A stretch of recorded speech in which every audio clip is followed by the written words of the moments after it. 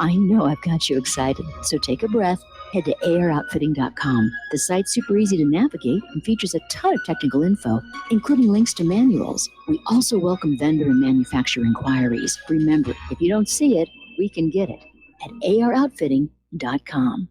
Corporate media dominates the American opinion. Finding independent voices that counter this avalanche is becoming increasingly difficult. With the endless corruption running rampant throughout our government, independent voices are needed more than ever to battle the offensive against our freedoms and liberties. As a listener of RBN, no one understands this concept better than you. Now it's up to you to do your part. The time has come for you to take action and begin broadcasting the truth to hundreds or thousands of people every month. Sound impossible? Quite the contrary. With pointed slogans from LibertyStickers.com, you can reach countless sleeping Americans unaware that they live in a real-life wonderland. LibertyStickers.com has a huge inventory of political bumper stickers and messages that reflect the truth about our government, our politicians, and the future of America. With so many in stock, there's one perfect for you. Visit us today at LibertyStickers.com. Again, that's LibertyStickers.com. Do your part. Your voice is important. Let it be heard. You're listening to the Republic Broadcasting Network, because you can handle the truth.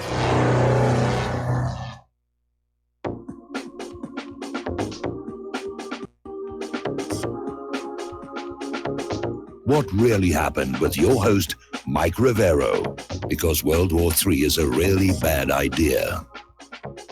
Here is your host, Michael Rivero. And aloha, America. Welcome to our show today. It's Wednesday, September 5th, 2018, middle of the weekday, hump day, starting that long, slow glide down to Powhana Friday, and whatever insanity is in store for us in the coming days, weeks, and months here. We have a lot of stuff to talk about today. The phone lines are open, 800-313-9443. Mike is in our control room, ready to answer the phone, put you on the air with your comments and questions here. And let's get right on into it. A lot of stuff going on over in Syria, a lot of stuff going on in a lot of these conflict zones here. You wouldn't know it watching corporate media. It's still all Kavanaugh all the time. And I understand it's an important issue, but there are other things going on out there. Well, apparently last Friday, the presidents of Iran, Russia, and Turkey, they're meeting this Friday, 2 days from now, for a summit expected to shape the future of Idlib province, which is, as you know, this last major rebel bastion.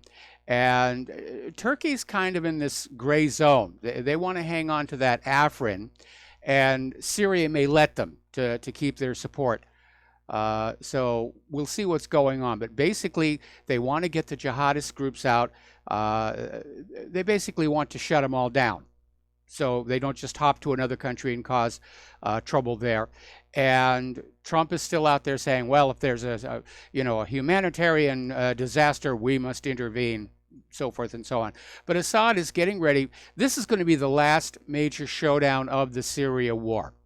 After Idlib, this thing is over, and Assad has won, and the United States has lost, unless they just haul off and go on in with a full-on attack without any reason for doing it other than they just want to do that.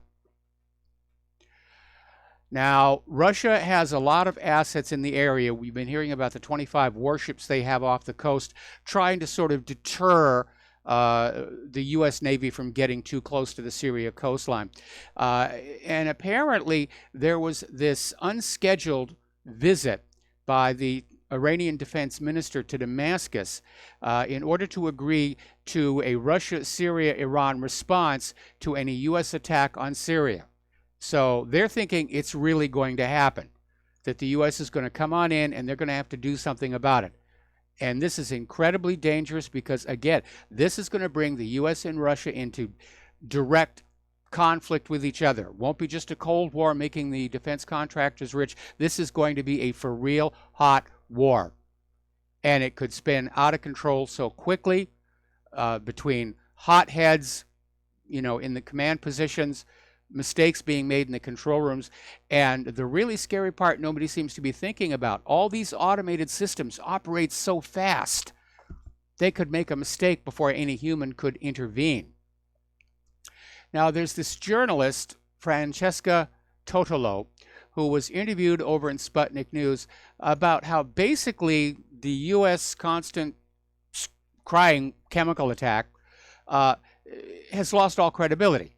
The world simply isn't listening anymore, and that may be why we're not seeing a false flag attack, because Washington, D.C. understands nobody's going to believe it anyway. So basically, the chemical weapons are no longer part of the U.S. rationale. The U.S. is saying, don't make any military moves into Idlib. And President Trump is saying hundreds of thousands of lives could be lost if Syria and its allies move to rid the province of these 10,000 militants among a civilian population of 3 million. Now, Trump is trying to wrap this desire to re-escalate the war in Syria in humanitarian concerns, but I'm wondering where his humanitarian concerns were when the U.S. Air Forces were pounding Raqqa to bits last year, causing thousands of civilian deaths. He didn't seem all that worked up about it at that point. Now, there's another story, this is coming out of Fars News, how the U.S. is actually blocking Syrian refugees returning to the army-held regions. Now, a big part of the U.S. propaganda against Assad is, oh, Assad is killing his own people. That's why they're fleeing. They're hoping that we're going to come save them. That's why they went to Europe. A couple of little reality checks here. First of all, every time the Syrian Arab army recaptures part of Syria, the refugees go back in. And they're even coming back from Europe, which sort of undermines this idea that they're running in fear for their lives from Assad. They were running in fear for their lives from the war, from the U.S.-backed terrorists. But apparently the Arabic language Smart News website quoted spokesman Ahmed Al-Abdou saying that U.S. forces detained a delegation of al-Rukban elderly people who wanted to negotiate with the Syrian army to return to their homes. So the U.S. needs these refugees to remain refugees so they can keep the propaganda going. Meanwhile, over in Quneitra, the Syrian army has uncovered a large number of weapons and ammunition, including U.S.-made missiles and Israeli weapons, when they captured one of the terrorist strongholds. And the missiles included U.S.-made tow missiles, Israel-made grenades, and they keep doing this. At this point, it's very obvious who was actually supporting ISIS and Al-Qaeda in Syria. All right, we're going to do a shout out now to our on-air affiliates who are just now rejoining our network.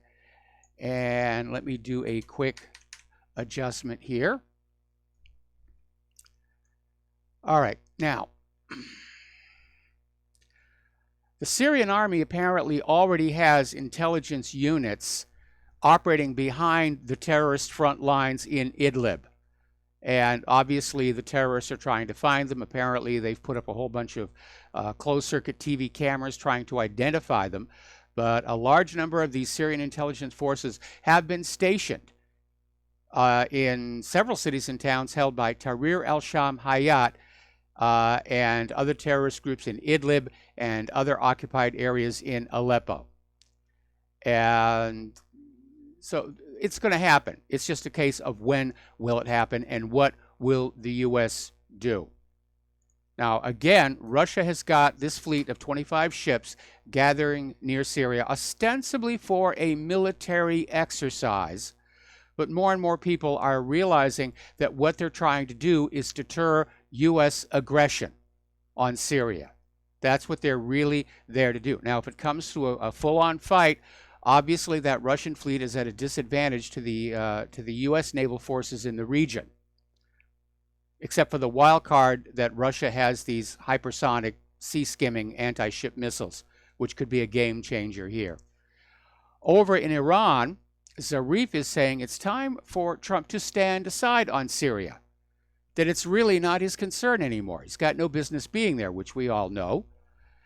And Zarif is saying Trump needs to stand aside and allow those who successfully battle terrorism in Syria to do their work. The U.S. doesn't have a good track record confronting radicalism and terrorism. Well, of course they don't, because they were using the terrorists to try and overthrow Assad. That's why every time the U.S. sent in airstrikes, they would miss ISIS and al-Qaeda, and they'd bomb important critical Syrian infrastructure. Now, here's an interesting little story. The Israeli army has admitted that it's been providing large amounts of cash, weapons, and ammunition to the Syrian rebels in the Golan Heights. They want to hang on to that. And they're calling it, believe it or not, Operation Good Neighbor, and are just sending all of this equipment, weapons, and money to the Syrian rebels in the Golan Heights. Interestingly enough, the Israeli media has had to pull the story. The army's censor has forced newspapers like the Jerusalem Post to remove this report on the Israeli military giving weapons to the Syrians rebels. Apparently, the newspaper's managing editor reported this to Russia Today to get it on out there. I don't think he was very happy at being told to yank the story. Ron Paul has come on out with an article saying basically Syria should be left alone. And he's absolutely right. In fact, all of these nations the U.S. has been invading for the last 18 years should have been left alone.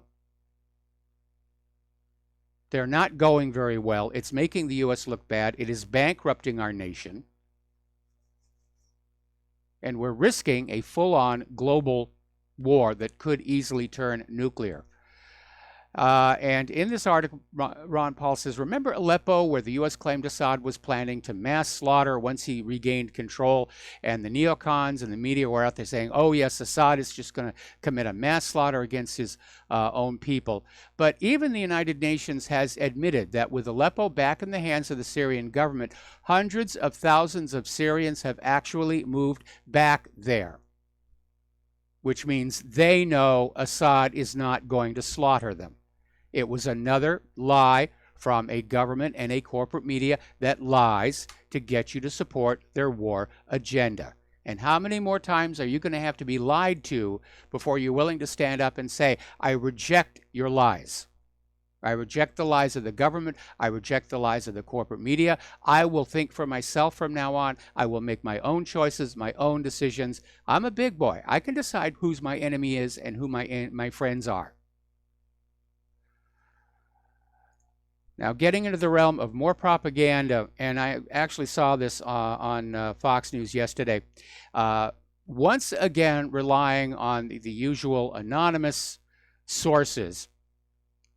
Iran is being accused of supplying missiles to Hezbollah using a civilian airline, a civilian cargo plane. Well, it's not unusual for civilian cargo planes to be used to fly cargo around. The U.S. does it all the time.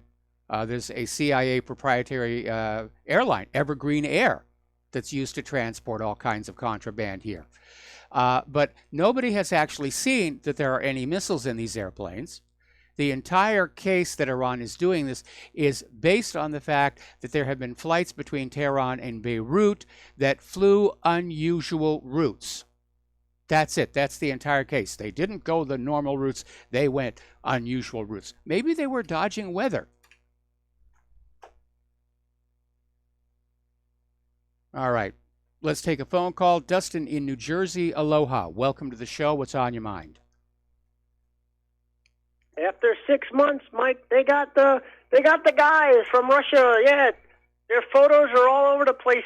You know, the Skripals case they solved 6 months later. What a bunch of crap. I agree. I mean,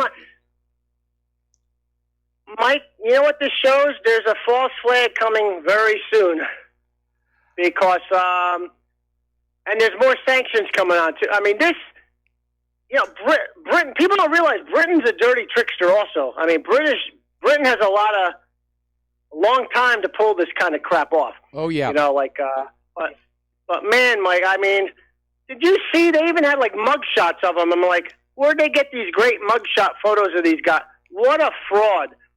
What a setup. You know, well, they just found them on, I mean, Great Britain is covered with closed-circuit TV cameras. The British people are even more surveilled than the American people are.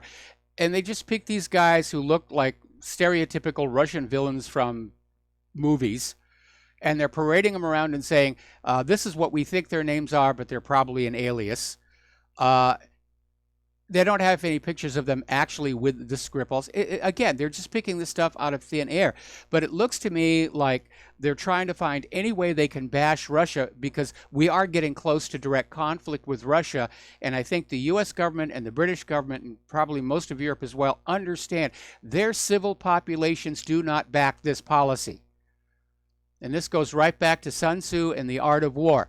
You have to have a civilian population that believes in the moral rightness of the war so that they will bear the hardships war brings, even to the victorious side. But it's so sad. Like if you get any of your Novichok on you, make sure you use baby wipes. Like, I mean, come on. Hello. And then Novichok's in like a perfume bottle. Are you serious? I mean, come on now.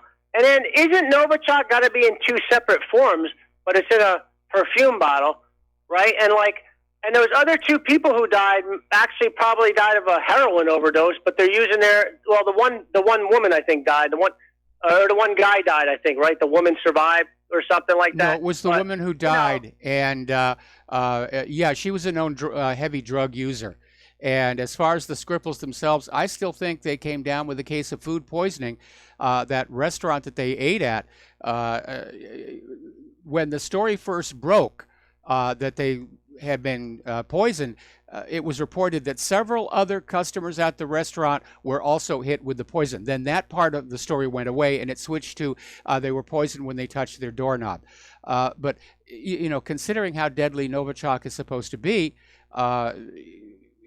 a lot of survival on this whole thing. It's a complete nonsense story. And we need to go back to this issue. Why would Putin bother? Why would Putin bother? Sergei Skripal, he was out of the game. He was retired. He was not a player. There was no point in doing it. It's just another, story they came up with to bash Russia.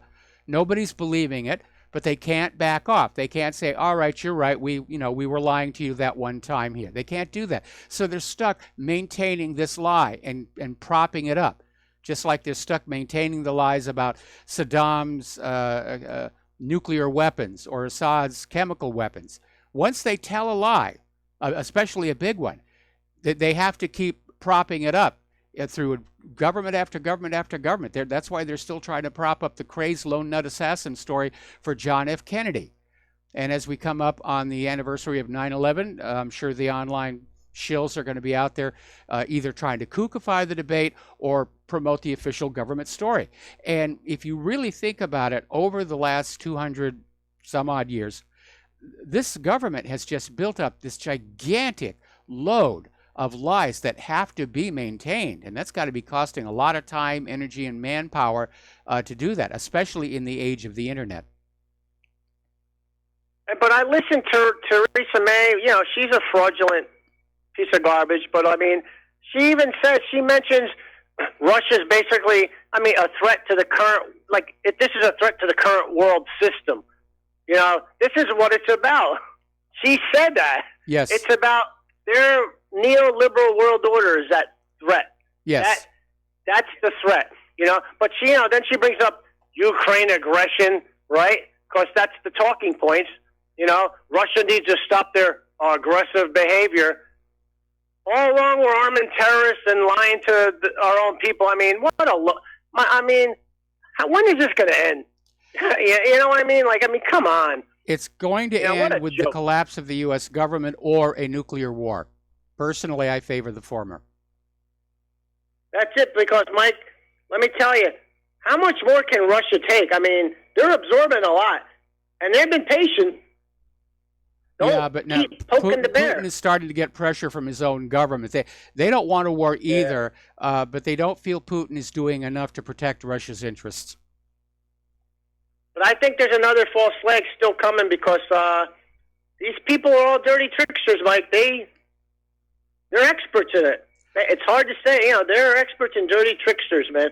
But, all right, Mike, have a good show. All right, thanks an awful lot. If there's going to be another false flag, it's going to have to be something really spectacular, because we've already been through, airplanes into skyscrapers, how passé. Been there, seen that already. There's even an article we're going to be referencing a little later in the show would the U.S. pull off a nuclear false flag? And the answer is yes, of course they would. From their point of view, they can't back off the war agenda or the whole economy and the government will collapse. They're stuck. They're stuck on this policy. They don't want to give up. They don't want to quit. They don't want to admit all the bad things that they've done. Now, over in Iraq, which is yet another wonderful country that the U.S. destroyed with its invasion and war, in Basra, there are riots going on. Protesters are burning government buildings over the abysmal services in the southern province. And one of the big issues is that the tap water is as bad down there or even worse than it is in Flint, Michigan. And apparently the Basra hospitals have been struggling since the middle of last month to treat patients suffering from intestinal and skin diseases. And the hospitals have been so overwhelmed by patients, they've run out of medicines. And they can't provide assistance in thousands and thousands of cases. So that's why they're very angry. And again, every one of these countries the U.S. intrudes into, it's left in ruins. We'll be right back.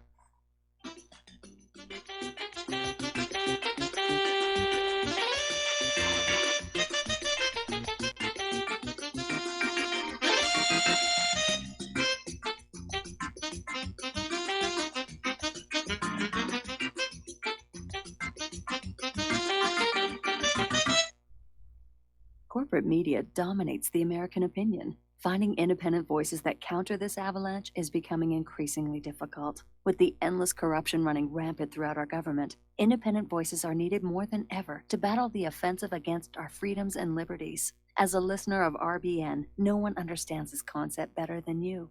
Now it's up to you to do your part. The time has come for you to take action and begin broadcasting the truth to hundreds or thousands of people every month. Sound impossible? Quite the contrary. With pointed slogans from LibertyStickers.com, you can reach countless sleeping Americans unaware that they live in a real-life wonderland. LibertyStickers.com has a huge inventory of political bumper stickers and messages that reflect the truth about our government, our politicians, and the future of America. With so many in stock, there's one perfect for you. Visit us today at LibertyStickers.com. Again, that's LibertyStickers.com.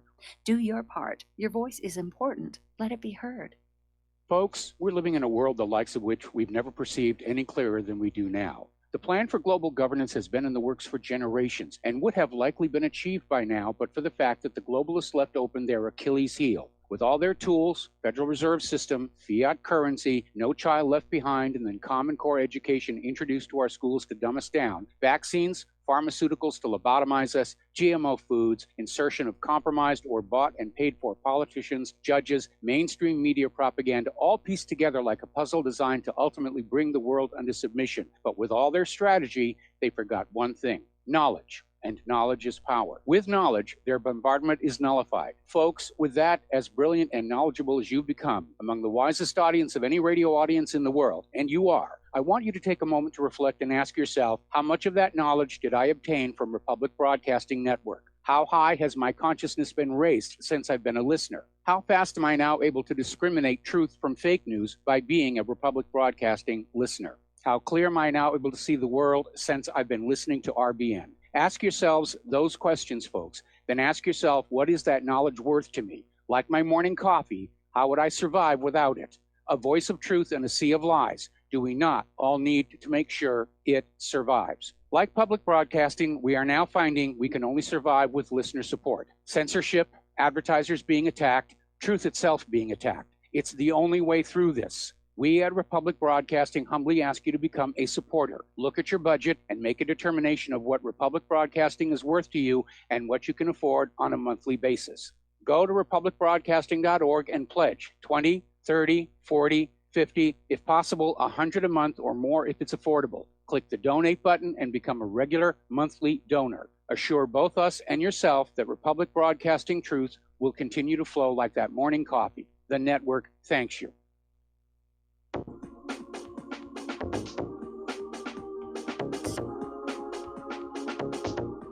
What really happened with your host, Mike Rivero. You're listening to the Republic Broadcasting Network. Here is your host, Michael Rivero. And aloha, America. Welcome back to the show. And as Dustin was mentioning, over in Great Britain, they're trying to fan up the Skripal case again.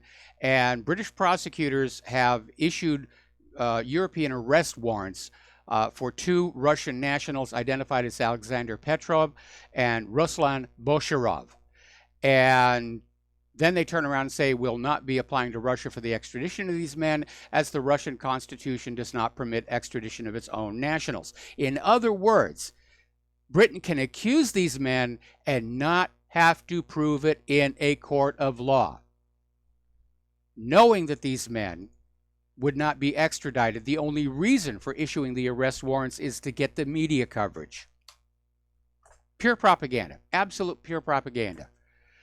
If you're a prosecutor and you're looking at a crime and there's no way you're actually going to get the suspect into the court, why would you bother going through the work? Is it like a really boring day, nothing else is going on? Now, Russia is saying that the names that have been published in the British press, they don't know them. They've got no meaning. And further, they're saying basically this is just another attempt to make political capital. And they're saying Theresa May is going to try and use this to bolster her own position. Theresa May is dealing with a lot of domestic dissent, especially around the Brexit issue. So she needs an enemy. Oh, we've got Russia. We must unite behind the prime minister to save us all from those evil Russians who are coming into this country and poisoning people for no gosh darn good reason whatsoever. Meanwhile, the United States is saying they will stand together with Great Britain to hold Russia responsible for the Skripal case. This is from the U.S. Ambassador to Britain, Woody Johnson. Oh, boy. If at first you don't succeed, lie again. Over in Ukraine, the United States is drastically expanding their military assistance to Kiev. The National Defense Authorization Act for fiscal year 2019 allocated $250 million in military assistance to Ukraine, including lethal arms.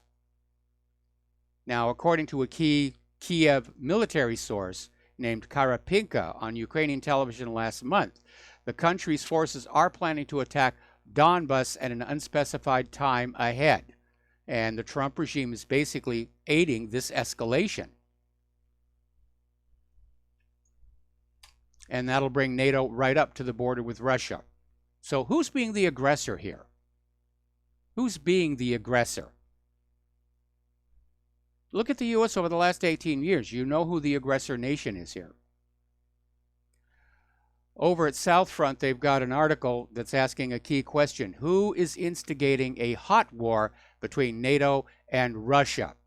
And they're pointing out some facts that need to be sort of glued together. Over the past few months, NATO member states have greatly increased their pressure on Russia. The Euro-Atlantic establishment is strengthening the image of Russia as a fierce enemy, which is really nice to have to justify your own reckless foreign and domestic policy, not to mention increased spending to the defense contractors. And obviously, relations between the two sides have deteriorated, and it's undermined all the problem-solving mechanisms like the UN Security Council or the OPCW. When you take out all the peaceful ways of resolving situations, all that's left is conflict. And there is this growing military escalation between NATO and Russia in the Black Sea and in Eastern Europe. On August 23rd, British jets launched from the Mihail Koganachino Air Base near the Romanian city of Constanta, intercepted a Russian BE-12 maritime patrol aircraft heading over the Black Sea from Crimea. Earlier on August 21st, two British Typhoon jets from the same airbase scrambled to intercept two alleged Russian Sukhoi 30 flanker aircraft launched from Crimea. And on August 13th, British jets intercepted Russian Sukhoi 24 warplanes over the Black Sea. Now, the thing is that none of these Russian aircraft were anywhere near NATO airspace. These warplanes were launched out over the Black Sea to basically harass these Russian airplanes and make it look like, the Russians are being aggressive. No, the Russians aren't the ones being aggressive. Then you have all these NATO exercises taking place in Poland and the Baltic states in close proximity to the Russian border.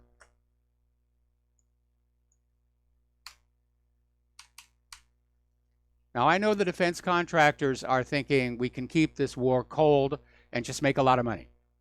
And we can go on building junk weapons and get paid lots of money for it. But this war could very easily go hot. It could go hot in Syria. And again, my concern is with these high-speed computerized weapon systems, something disastrous could happen before any human being could possibly intervene to stop it. That's what happened when the USS Vincennes shot down that Iranian passenger jet. The system simply acted too quickly. They couldn't stop it. I suspect the same thing was behind the accidental shoot-down of TWA 800. Anyway, we're going to take another break here for commercials, and we'll be right back.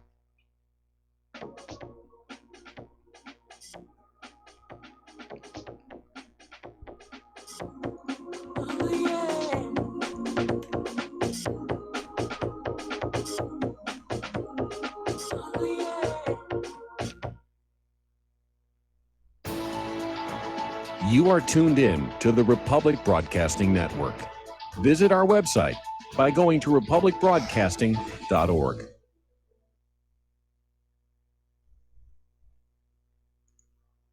Homeowners, if your lender has gone out of business or sold your transaction to another lender or servicer, you may be the victim of a wrongful foreclosure, resulting in the loss of your home. If you've already lost your home, are in foreclosure, or even in good standing, you can challenge the mortgage transaction's illegal issue, and your property can be restored to you, and your foreclosure can be stopped or reversed, and the mortgage transaction declared unenforceable. State laws, U.S. title codes, the Uniform Commercial Codes, and U.S. Supreme Court rulings have upheld that defective mortgage documentations can reverse or stop foreclosures and enforce property title claims in favor of the homeowner. We are having successes in stopping the process of foreclosure, the enforcement of the foreclosure judgments, the sale of property, and evictions after the sale. We are not attorneys, and we don't give legal advice. We are a professional team of legal researchers, providing forensic mortgage audits and expert witnesses. We have the knowledge to produce the evidence and enforce laws regarding your legal issues. We've been in business for 12 years without a complaint. Consultations are free, and we provide a free title search to confirm if your mortgage has legal defects. Please call 855-253-3748. 855, 2, keep it today. Did you know that neither the American Medical Association nor the American Bar Association were established to benefit the American people? Have you recognized that in our country, healthcare has little to do with health, and that our court system has nothing to do with justice? The priests of both medicine and law have been incentivized to implement a dark agenda on behalf of the Bilderbergers and their ilk. To protect ourselves and our progeny, we need to take a much closer look at how these two giant industries really work.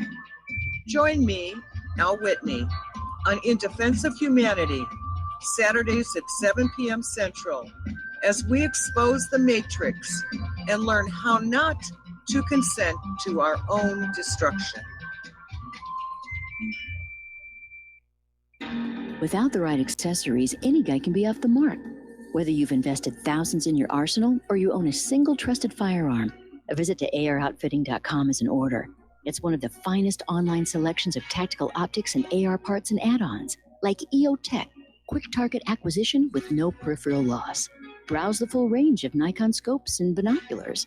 AROutfitting.com can illuminate your world with Streamlight gun-mounted lights from keychain to large handhelds, up to 1,100 lumens. Find some stability with Battenfield Tactical Bipods. AROutfitting.com has CMMG gun parts, barrels, assemblies, handguards, part kits, and more, plus mag-full clips and magazines. I know I've got you excited, so take a breath. Head to AROutfitting.com. The site's super easy to navigate and features a ton of technical info, including links to manuals. We also welcome vendor and manufacturer inquiries. Remember, if you don't see it, we can get it at AROutfitting.com.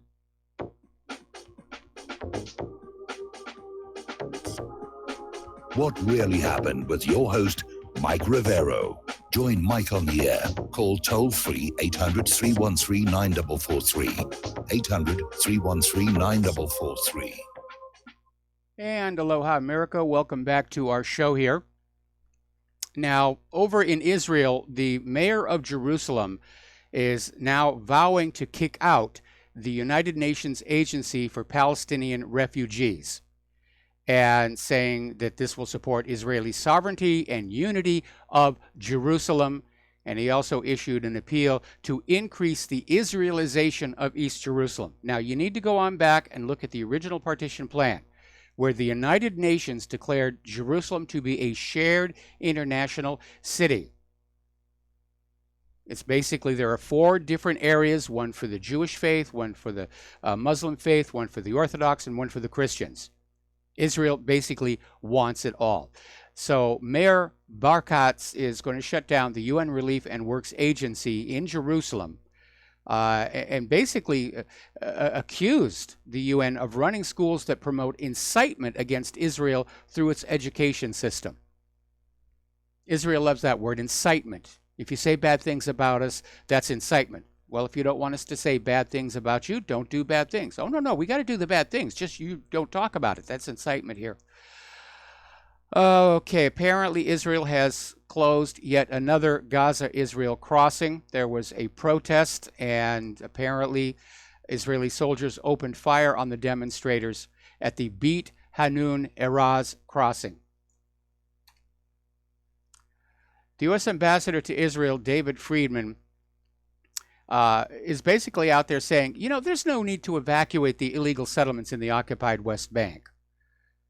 There's just no need. Yeah, you know, yes, they're illegal, and yes, they're racist because they're Jews only, but there's no need to evacuate the illegal settlements. I'm sure the United Nations would have something different to say. Then he goes on to basically say that Jerusalem was made Israel's capital under God's direction 3,000 years ago. Boy, they're laying it on with a trowel, aren't they, here? Unfortunately, over in Great Britain, this big anti-Semitism Jeremy Corbyn smear campaign has apparently succeeded. The goal there was to get the Labour Party to adopt that full International Holocaust Remembrance Alliance definition of anti-Semitism, which, among other things, says that criticism of the government of Israel is anti-Semitic, which is a dangerous conflation. And the Labour Party voted to adopt it. So they caved in. They gave into it. This is a dangerous situation when you're not allowed to criticize a government that behaves badly. You're living in a dictatorship. That's it. Now, apparently, a bunch of scientists who were invited to Ariel University in the occupied West Bank have signed a global letter opposing this physics conference because the university, again, is in an illegal settlement. Politicians may cave, but ordinary citizens are showing some spine here.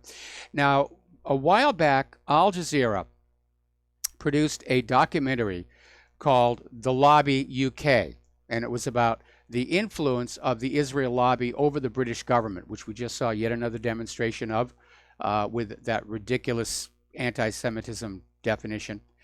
And it caused quite a stir in Great Britain. And everybody was screaming, oh, you're being anti-Semitic, you hate the Jews, Holocaust, Hitler, Nazis, and all the rest of the stuff. And Al Jazeera had produced a second one for the United States. And they came under intense pressure from Israel and the United States to not release it, thereby proving that the Israel lobby does, in fact, have a tremendous amount of power and influence in the world. That's the bad news. The good news is it's leaked out. And at least one journalist says they've seen the whole thing.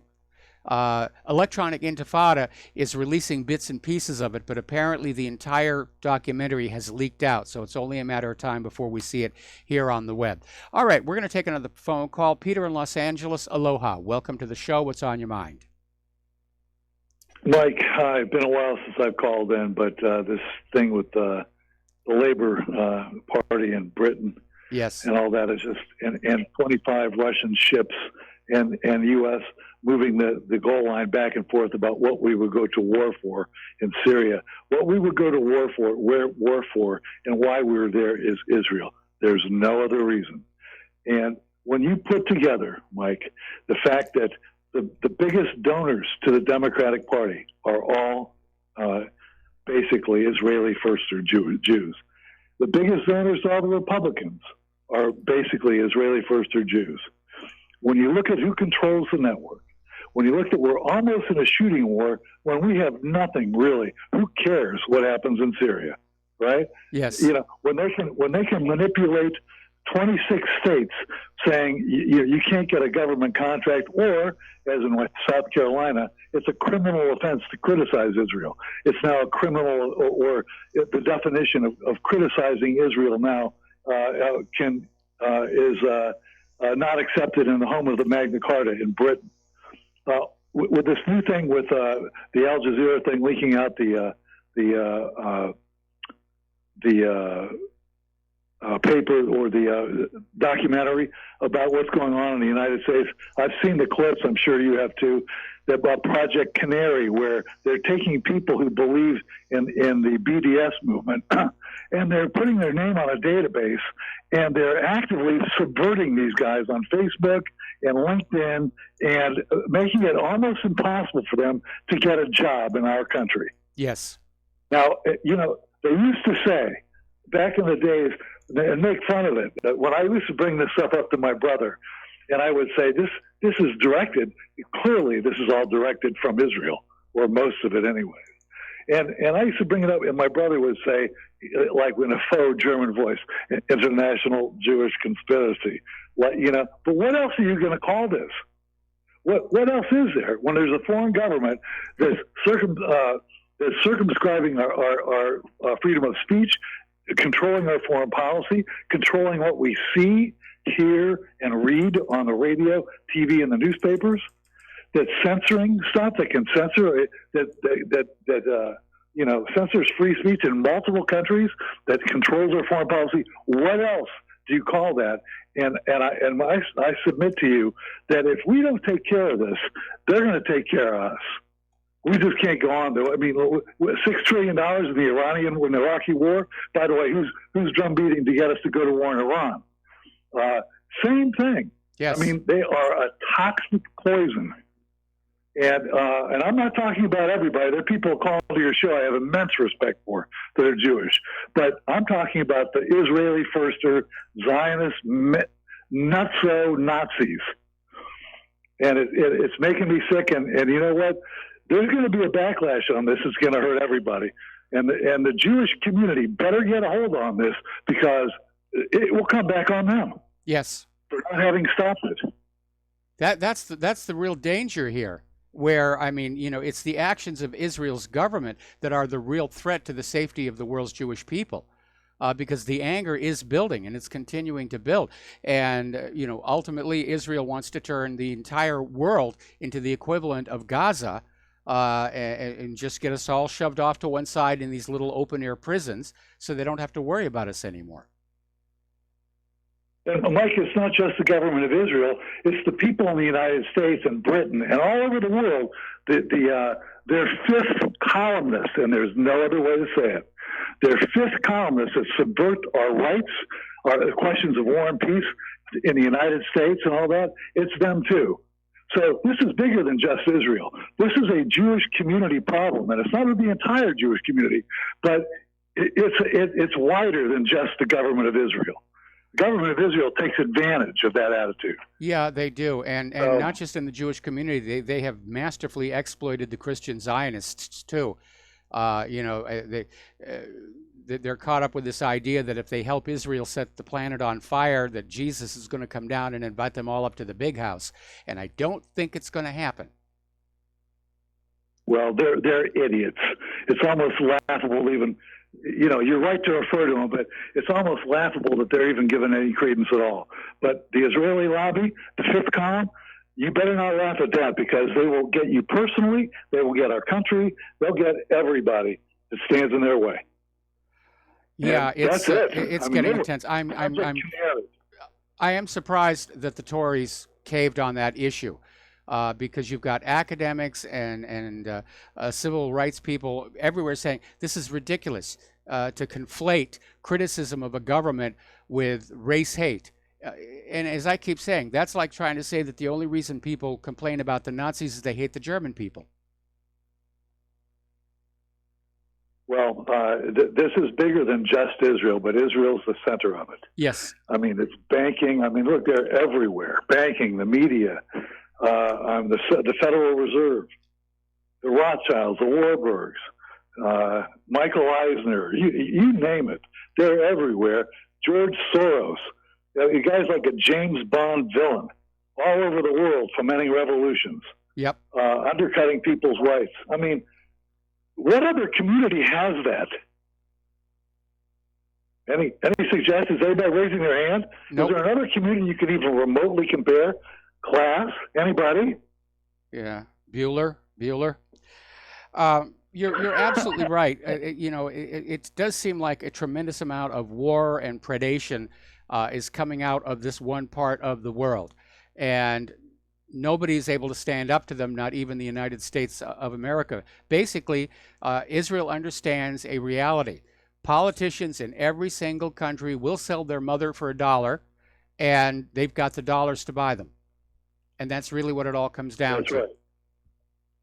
The old Rothschild quote that you had, you show me, I care not who makes the, what's that quote? I care not who makes the laws, or Yeah, allow me to whatever. control a nation's currency, and I care not who makes the laws. Well, there you have it, people. Who makes our currency? Who can't be audited? They don't make the currency. Yeah. They create it Yeah. out of thin air. They've been running this private central Yeah. banking scam for 300 years, and that's what has made the world slaves to them. And by the way, how can democracy possibly coexist with an institution that can create money out of thin air, enough money, of course, to buy off any politician or anybody anywhere in 2 seconds, and can't ever be audited? And then if you criticize them, it's anti-Semitism. Yes. That'll be coming here too. That will be coming here too. Yep. Mike, I'm sorry. I promise I was getting too vitriolic, but this new thing with Britain and the fact that we're about to go to war with Russia, for no good reason at all, except for Israel and its fifth column, got me to call in. Israel is a major player, but there were other reasons for the war with Russia having to do with the New World, the New World Order. All right, so thank you for the phone call. We're going to let you go. And we're going to switch over to Mark in North Carolina. Aloha, Mark. Welcome to the show. What's on your mind? Yeah, Mike, I think you got a little bit wrong. I think they think that that Jesus is going to come back and rule over what would be a radioactive planet.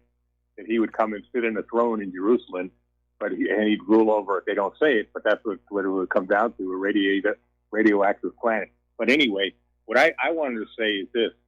People should go to bed at night and thank God that we have Vladimir Putin's in charge of Russia. Because if you had a really hard liner, like this guy, I think his name is Yevgeny, something like that, we probably would have blown each other up already. He's trying his best. I think he understands that he's dealing with insane people. He's dealing with a president of the United States now who's not in total control. Yep. In other words, it's a country in turmoil. And he's trying his best to avoid World War III.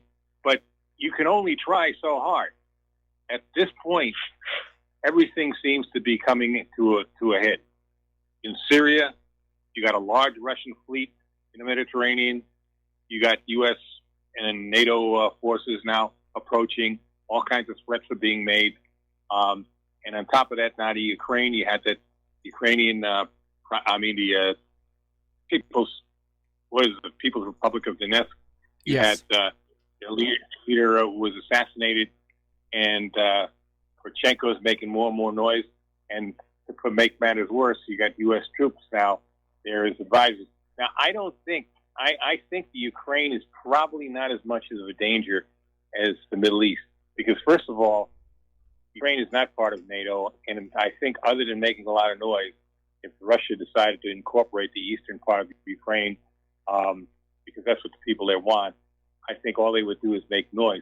However, as far as the Middle East goes, that's a different story. And that's another thing, too. I don't think NATO really thinks they could beat Russia that close to its border. I think they know but that they could tie up a lot of Russian assets, and that may be what they're thinking of doing, is to try and get Russia caught in a multi-front war to wear them down through attrition. Because that's really what did in Nazi Germany, was they were fighting on two fronts. One against Russia and one against the rest of Europe. Yeah, but hello? Yeah, hello? Still there, Mike? Yeah, I'm here. Yeah, she's still there. The thing is this. Russia would have all the advantage over there because this is on your border. And the loss to NATO would be incredible. I mean, we're probably talking hundreds of thousands of NATO. This is, by the way, it doesn't go nuclear at this point. They're probably talking about hundreds of thousands of NATO troops getting wiped out. And that would be mostly U.S. troops because that's who got the biggest contingent in NATO. And I really think that the NATO generals understand it. I think especially the Germans. Nobody else, I think the Germans, because they understand what happened to them, to the German army when came to Russia. And the other thing, too, the longer a war goes, if it did go into any length of time, Russia tends to get stronger. We've seen that in World War II. We've seen that with Napoleon. So it's not that they'll be weaker either. But I don't think they're going to. I don't think that's where they're going to make where NATO would make the move. I think it more likely would be in the Middle East, maybe with a naval battle or something like that. Especially now with Israel. Like I said yesterday, Israel is like the guy at a gas station. The gas station just had a big leak, gasoline all over the place, and he runs around with matches. That's what Israel is like right now. They're starting stuff. They're instigating. They're a dirty, nasty little country. And I told you before, I'm of Jewish heritage. I don't care. I'm an American, and Okay. Israel is. Mark, I got to let you go. Mark, I got to let you go. We got to take a commercial break, and we will be right back.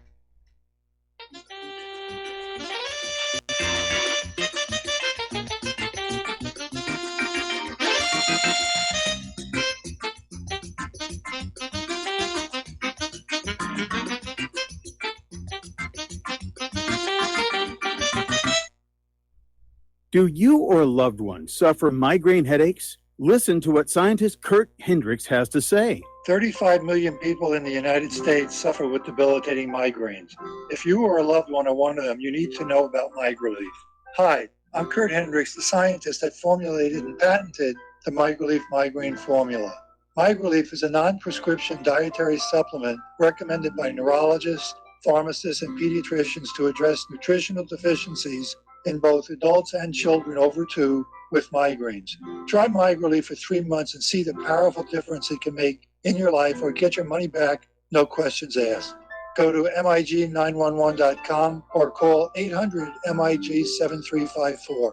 You can change your life today. So if you suffer from migraines, don't wait. Call 800-MIG-7354. That's 800-MIG-7354 or visit MIG911.com. Tired of being lied to by mass media? It's growing more and more apparent today that news is received less and less through standard media outlets. Even with a growing audience every day, RBN is beginning to direct more efforts into social media. Social media and the use of the internet is fast becoming the primary source of people for news, regardless of demographic. RBN has set out to provide some of the best news on the internet through republicbroadcasting.org, and also has begun to use the tools to our advantage by way of social media. Republic Broadcasting is now operating a Facebook page to function as yet another avenue to have our collective voice reach new audiences across not only America, but across the globe as well. The Facebook page features not only news, but also an RBN player to listen to our broadcasts. Get involved by visiting facebook.com/Republic Broadcasting and liking our page and share it with your friends and family, because you can handle the truth. Many people write us about their experience with Extendivite. Allow me to read you some from Amazon.com. It really does work like the review says it does. I cannot believe that after the first few days, I didn't feel as sluggish or clogged up. It has had a profound impact on my physical, emotional well-being. I'm skeptical as most people about products and their claims, and I never write reviews, but this is a wonderful product and I recommend it to everyone. Great product. It has brought my blood pressure from the mid-150s over the 80s to the mid-130s over mid-80s, along with diet and exercise in just the past couple of months. Excellent. Thank you, David. Tell us your story. Get Extendivite today. Call 1-877-928-8822 or visit heartdrop.com. Extend your life with Extendivite. When all this twisted steel was swept away, did these remaining holes reveal what's really happened? And aloha, America. Welcome back to our show. And over in the Korean Peninsula, a South Korean envoy has visited North Korea to try and get the nuclear talks back on track. And this is an envoy directly from President Moon Jae-in. And he's in North Korea right now trying to break the deadlock in the talks between North Korea and the United States over the dismantling of the North's nuclear weapons program. Now, the stalemate here, and I speculated this was likely to happen, is Kim Jong-un was expecting he would make a concession, the U.S. would make a concession, Kim Jong-un would make a concession, the U.S. would make a concession. And it didn't work out that way. Kim Jong-un took down the missile test stand. He's closed the nuclear test site. He sent back the remains of U.S. soldiers lost when the Korean War got started.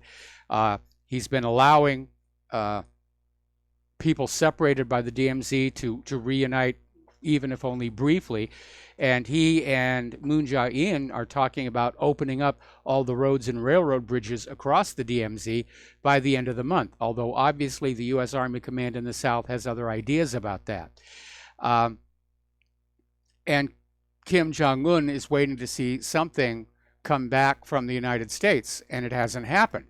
The U.S. is still having all those naval drills off the Korean coast, which are making North Korea very, very nervous. And the U.S. attitude seems to be, you give us everything we want first, and then maybe we'll do something nice for you. And that's not going to fly in the Asian mindset here. So the envoy's up there trying to get things going. But again, I think what Kim Jong-un and Moon Jae-in's ultimate plan is reunification, at which point North Korea won't need to have nuclear weapons to defend itself against the United States. And of course, South Korea will then say, well, we don't need U.S. military forces in South Korea. We're all one country again. We're all going to be friends again. And the China One Belt, One Road project will basically be able to come right on down through North Korea into South Korea to all those wonderful manufacturing facilities. All sorts of things the U.S. does not want to see happen. Okay, I mentioned this when I was talking with an earlier caller. This is coming out of IntelliHub, and it's asking point blank, is a nuclear false flag being planned for America? And I would have to say you cannot rule out that possibility, because Americans are now skeptical. They do not trust the corporate media. They do not trust the government. And if there's going to be a false flag, it's got to be so big and so shocking that Americans will just be too scared to take the chance it's not real. So it's going to be something a lot bigger than a couple of airplanes into a couple of buildings. All right, we're going to take a break for station identification. We'll be right back with hour number 2.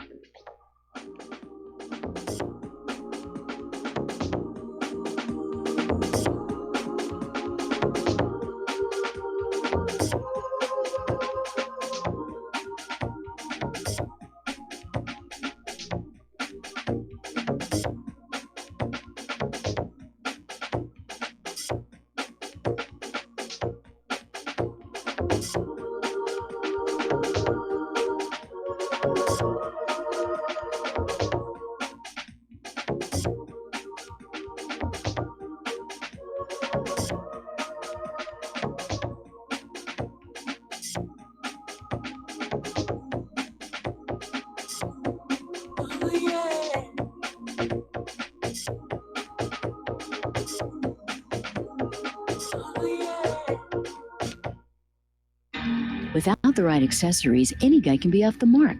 Whether you've invested thousands in your arsenal or you own a single trusted firearm, a visit to AROutfitting.com is in order. It's one of the finest online selections of tactical optics and AR parts and add-ons, like EOTech, quick target acquisition with no peripheral loss. Browse the full range of Nikon scopes and binoculars.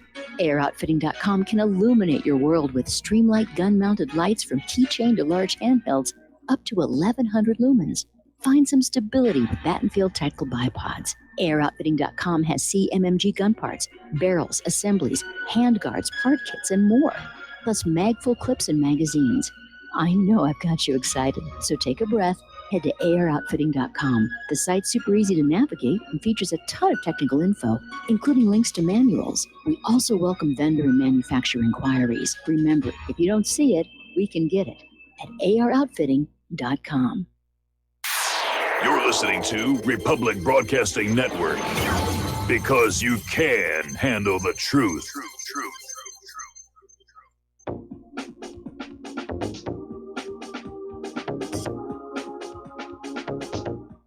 What really happened with your host, Mike Rivero. You're listening to the Republic Broadcasting Network, where you'll find out what the Fukushima's going on. And aloha, America. Welcome back to the show here. Let's turn to the domestic politics now. And the Kavanaugh hearings are still going on. I think they're in recess right now because Fox has moved on to some other stuff. And as it was the case earlier in the week, it's rancorous. There were more protests inside the hearing room. And apparently today, the big focus of the Democrats has been on attacking Kavanaugh for his views on the Second Amendment. And what's really been interesting is the Democrats kind of hoisted with their own petard a little bit, because one of them came on out and said, well, if Trump makes you a Supreme Court judge, are you going to be loyal to him, or are you going to be loyal to America? And Kavanaugh actually had in his pocket a little pocket constitution. And he pulled it out and he said, this is what I'm loyal to. I'm loyal to the Constitution of the United States of America. Well, that set the stage, because obviously part of the Constitution is the right to keep and bear arms. And the Democrats just went on the attack there. Kamala Harris is out there saying that Kavanaugh really is not being fair to the parents of Parkland, by clinging to this Second Amendment thing.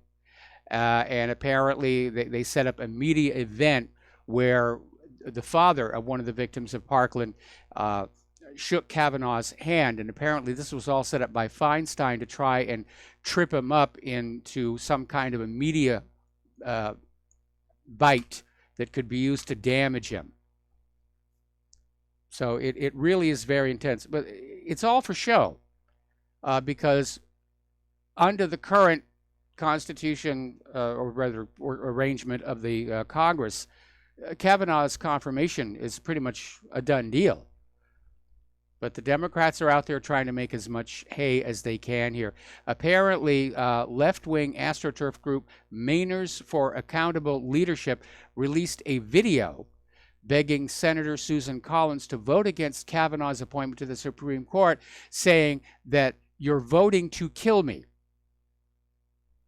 The liberals are literally claiming that a vote for Kavanaugh is a vote for their death. I mean, that's the shark. That is the shark out there. That's ridiculous here. Here's where it gets interesting. Adam Schindler interviewed 3 Texas doctors who were outside the Kavanaugh confirmation hearings, who said they witnessed cash being given to protesters who disrupted the event. And somebody got pictures of it, of them literally being handed these, little folded packets of cash. It's all theater. It's all organized here. Now, the other hearings that are going on that are not getting a lot of coverage on corporate media are the hearings with Facebook, Twitter, and Google. And at one point, hearing sort of spun off into protecting America from foreign meddling, but eventually they came on back to this issue about why these corporate media giants are practicing censorship. And Facebook COO Sheryl Sandberg said that really Facebook works to censor content they deem to be false, including by showing users alternative facts.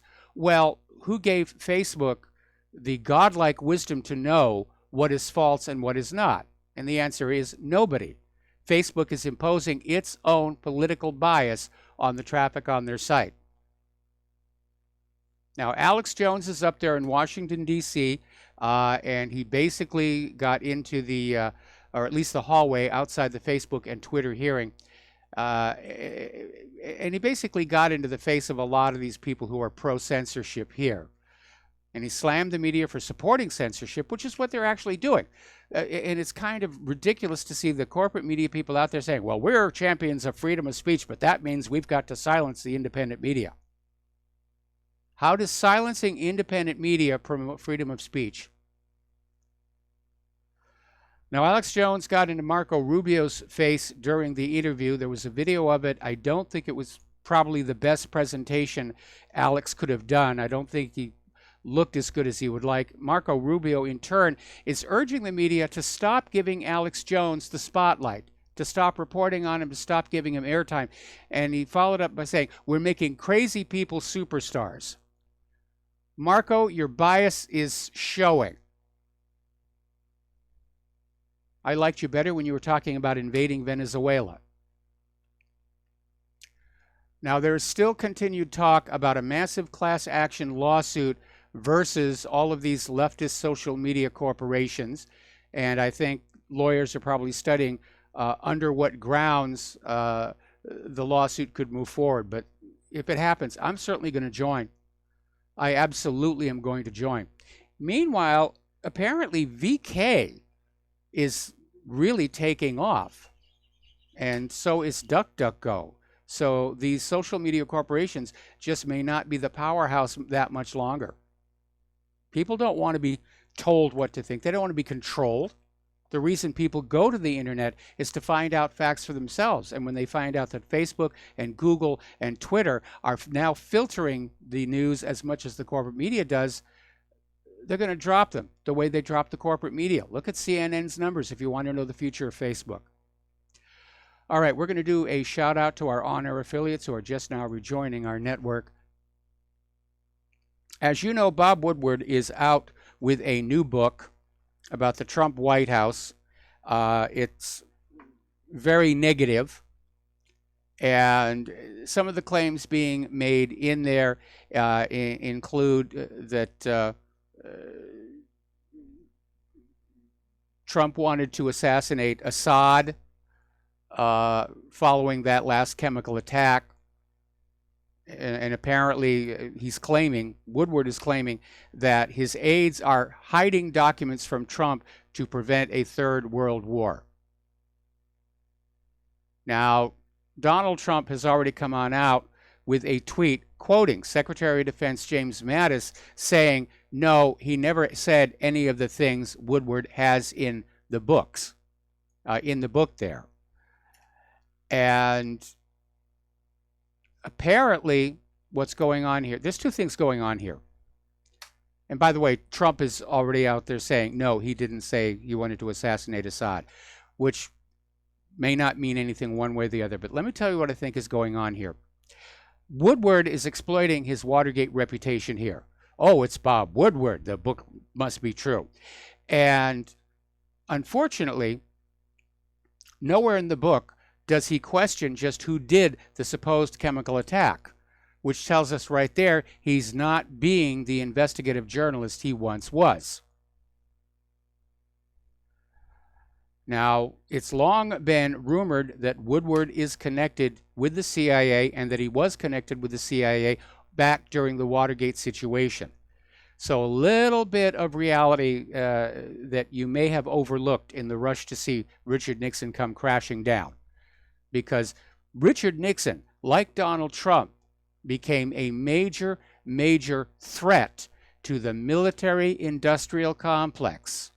Forget about Watergate. Forget about all the rest of that stuff. Remember the two things Nixon did that would have really angered the deep state. He went to China, starting the normalization of relations with the People's Republic to bring about commerce. Oh, good. We don't need to have a Cold War against China anymore. Look at how much money we're going to save over at the Pentagon.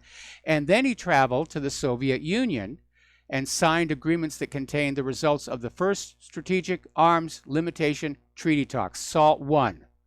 And that began the period of détente.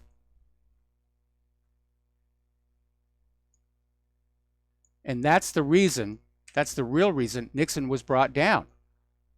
They wanted warrior presidents, presidents who'll take all the money they can from you and give it to the defense contractors. That's what's driving all of this. And Eisenhower did warn us. Okay, Ken in Fort Worth. Aloha, Ken. Welcome to the show. What's on your mind? Howdy, howdy. Somebody took his truck and rammed Fox 4 TV downtown Dallas. Yeah, I saw that. The shouting treason, treason. He did it twice, so it wasn't an accident. Okay. Hey, another thing is, are you catching this plane come into JFK with 100 people with temperatures, 100 degrees, 100 of them? Okay, so you're getting all that. Yeah, I'm going to take a guess, given the amount of travel time versus incubation periods, I'm going to say that probably it was a case of food poisoning on the in-flight meal. That's possible in an airplane like that. Yeah. Unless there's something we just don't know about. I'm going. Okay, well, I mean, many years ago, I had a meal on an airline flight that made me very, very ill, and I ran a very high fever, and they didn't divert or anything. I just waited it out, and it went away here. Okay, back to the phones here. Tom in Connecticut. Aloha. Welcome to the show. What's on your mind? Hi, you just brought up that retort from Kavanaugh about he supports the Constitution, the Second Amendment, and gun rights and all that. Did you see the NPR piece that they investigated supposedly 235 school shootings and found that there were only 11 confirmed? It was actually more than that. Basically, we ran that story yesterday where NPR wanted to basically take these shocking statistics and make a big story out of it. So they called all the schools that were listed in this report, and they found that 2/3 of them hadn't happened. It was just being made up again to push the gun grabber agenda. It's remarkable. And what would have happened if the NRA did their own independent study and came out with these numbers? Oh, the media would have said they're lying. It's the NRA. They're evil people. They love guns and so forth. That NPR took it upon itself. Now, I don't know if this independent people that investigated this, if this kind of backfired on them and they weren't prepared for these results, but it's pretty remarkable that they would come out with this kind of thing. Well, I think they grudgingly had to say that, yes, this is what they found. I mean, if it was a small discrepancy, like maybe 10 schools said that there hadn't been a shooting, that would be one thing. But when 2/3 of all the schools listed turn out not to have had a shooting incident, NPR was showing a certain amount of journalistic responsibility, coming on out and saying, look, this is what we found. Well, it's great because this was the drumbeat however long ago, there's almost a school shooting every day. We have to do this, we have to do that. And I wonder how many people heard this and it resonated with them in any way, like, oh, maybe the stuff we're hearing isn't really that accurate, even from a source like NPR. Well, did you see the video of the governor of Virginia saying that we lose 93 million Americans to gun violence every day? Oh, my God. With a straight face. With a straight face. People, they have no shame. They have no, reset button. They just go out there and babble this stuff out there, and people take it whole cloth and have no discernment, which is horrible. I mean, it's seemingly the state of things these days. It is. Here's the thing. The lies are becoming more and more extreme in order to grab people's attention. Because if you're telling the same kind of lies over and over again, people tune out, they get bored. But as the lies become more and more extreme, they call attention to themselves. I mean, this thing about 93 million Americans get killed every day by guns, that one just went all over the internet. People are just saying this is absurd. And yes, we are being lied to. That's how government controls us. They lie to us. They trick us. They deceive us. They hoax us.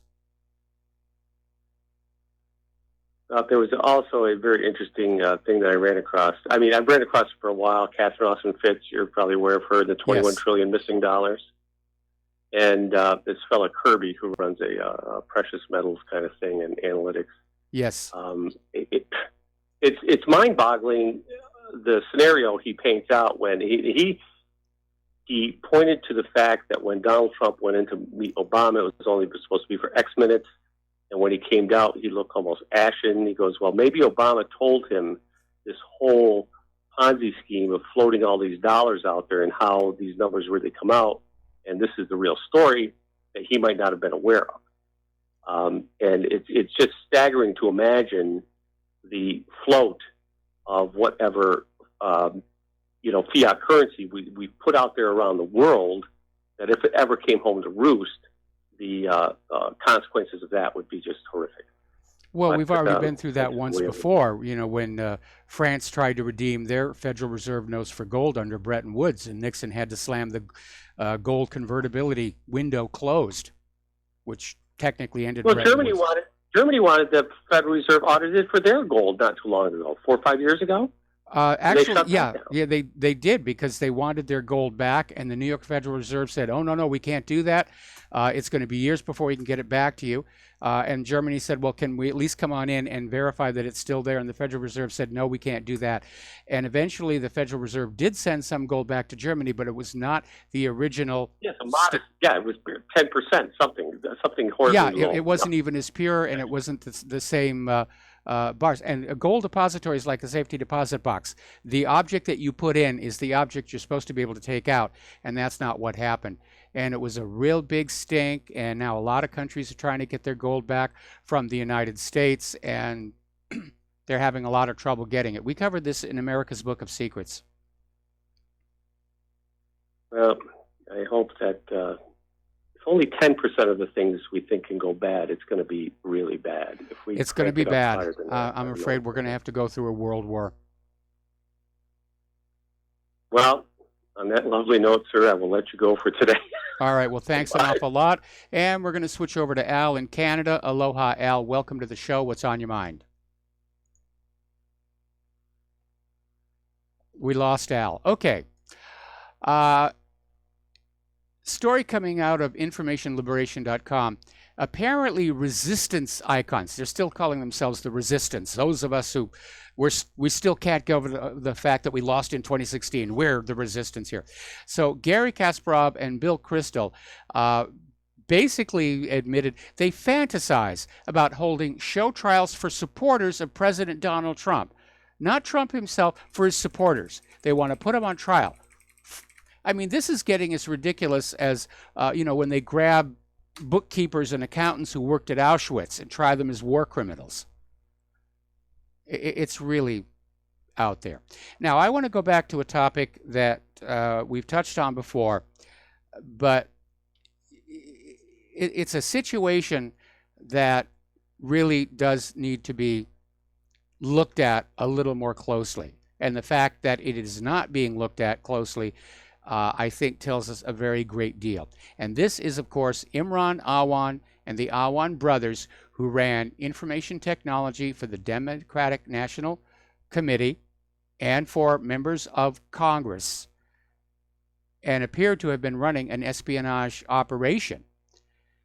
And Debbie Wasserman Schultz tried to cover for them. And there's been no real investigation. Awan was arrested over a bank fraud issue. So how badly penetrated was the U.S. Congress? That's the question. And was this connected with a possible espionage operation being run out of the State Department by Hillary Clinton? Were they just selling it all over the world to anybody who would buy it? Or were they collecting information for blackmail? Was that why Debbie Wasserman Schultz was protecting the Awan brothers? They found something on her. We don't know, but we do need to find out. But it's amazing things. They're so obsessed about getting Donald Trump, and they will not look at the real crimes. We now know for a fact Hillary Clinton's private email server had indeed been hacked, not by Russia, but by China. And they inserted a little piece of code that sent China a copy of every email going in or out of that server. And during that period of time, China was identifying, arresting, and executing U.S. agents inside China. I think we have a right to know if, in point of fact, Hillary's recklessness with her private email server is the reason those assets are dead. But nobody's investigating that. Nobody's looking at that. I don't think they don't want to find what's there. They're afraid of what they're going to find. So let's go back and let's get Donald Trump. Anyway. All right, we're going to take another break for commercials, and we will be right back.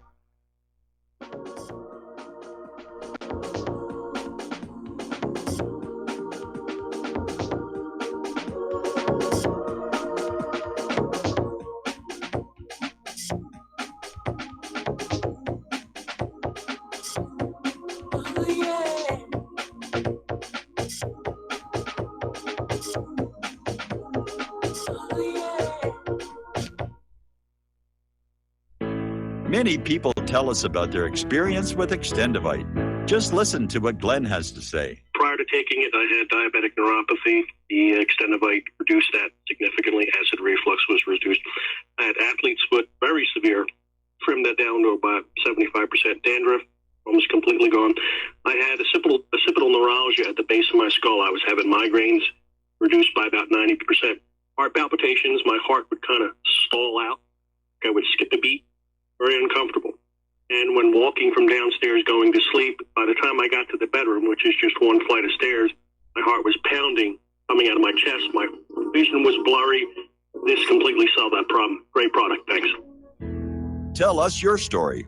Get Extendivite today. Call 1-877-928-8822 or visit heartdrop.com. Extend your life with Extendivite.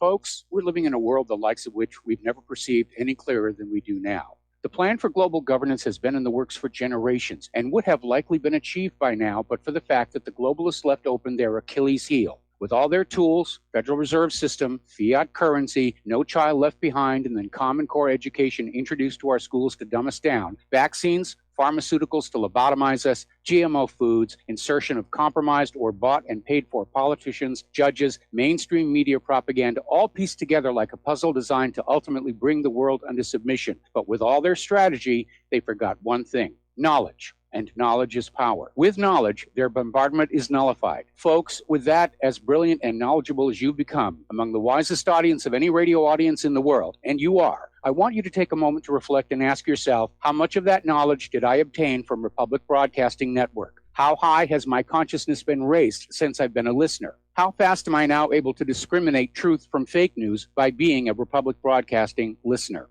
How clear am I now able to see the world since I've been listening to RBN? Ask yourselves those questions, folks. Then ask yourself, what is that knowledge worth to me? Like my morning coffee, how would I survive without it? A voice of truth in a sea of lies. Do we not all need to make sure it survives? Like public broadcasting, we are now finding we can only survive with listener support. Censorship, advertisers being attacked, truth itself being attacked. It's the only way through this. We at Republic Broadcasting humbly ask you to become a supporter. Look at your budget and make a determination of what Republic Broadcasting is worth to you and what you can afford on a monthly basis. Go to republicbroadcasting.org and pledge $20, $30, $40, $50, if possible, $100 a month or more if it's affordable. Click the donate button and become a regular monthly donor. Assure both us and yourself that Republic Broadcasting truth will continue to flow like that morning coffee. The network thanks you. We the people, in order to form a more perfect union, establish justice, ensure domestic tranquility, provide for the common defense, promote the general welfare, and secure the blessings of liberty. And aloha, America. Welcome back to our show here. We're talking about domestic politics. And down in Georgia, there is a lawsuit that is going through the court system right now involving paper ballots. Now, Georgia and 4 other states do not use paper ballots as a backup for the electronic voting machines. In those 4 states, what the electronic machines say the results are, the results are. There's no way to double check. There's no way to verify. It's completely opaque. Trust the machine, they said. Now, there is a move to mandate extra security measures across the nation. But in Georgia, the Secretary of State, Brian Kemp, is saying he can't make the change before the upcoming November 6th election. And Kemp says he understands the system needs updating. It's a 15-year-old system. And a previous investigation in 2017 showed it was in serious jeopardy. Mistakes were being made, but nothing was done. And here's the kicker. Several databases with vital information that could have assisted in the remedy went missing. Our election system is a disgrace here. Okay, we already had the caller call in about that guy ramming his truck into the Fox affiliate there. A little bit of good news. Judge Roy Moore has filed a lawsuit against Sacha Baron Cohen, Showtime, and CBS over his treatment by Sacha in this program that he's doing, which I can't even remember what that's actually being called. But apparently, Judge Roy Moore and his wife were lured to Washington, D.C., where he was falsely led by Cohen to believe he would be interviewed and receive an award for his staunch support of Israel. And the occasion was to honor and commemorate the founding of the Jewish state on its 70th anniversary. And instead, Moore was maliciously defamed and subjected, along with his wife, to intentional emotional distress. So Cohen is being sued for basically fraudulently representing what the meeting was all about and the emotional distress.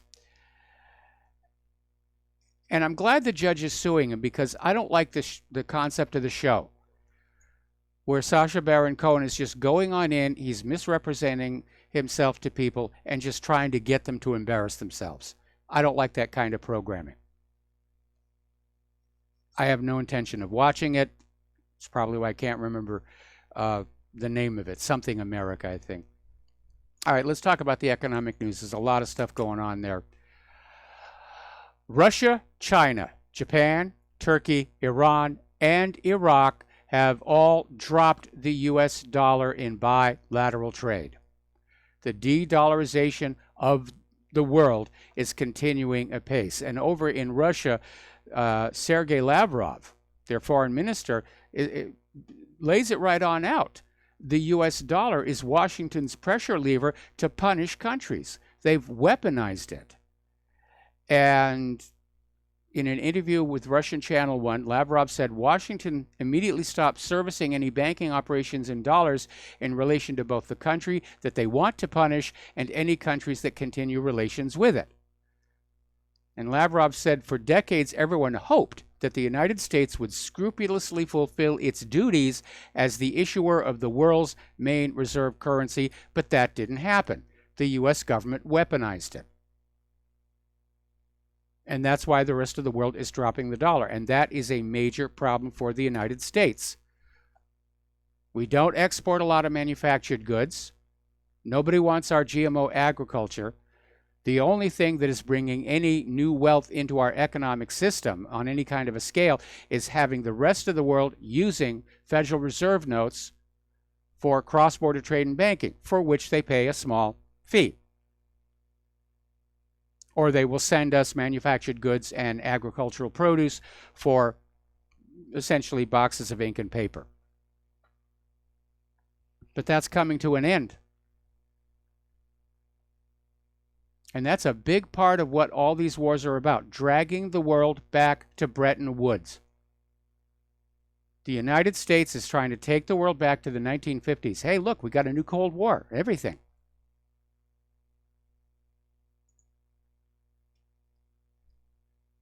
Down in South Africa, they're slipping into a recession despite their reforms, and apparently the major drop is in agriculture because all the farmers have quit farming because they know their farms are about to be taken away from them. So why should they be out there working the farm fields? Because they're not going to be there for the harvest. Same thing happened in Zimbabwe. All right, we're going to take a break here for commercials, and we'll be right back.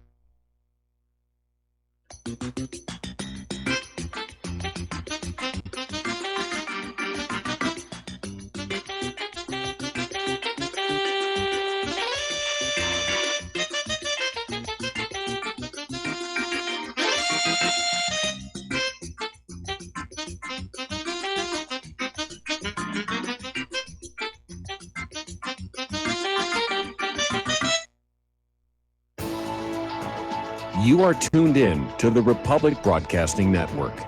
Visit our website by going to republicbroadcasting.org.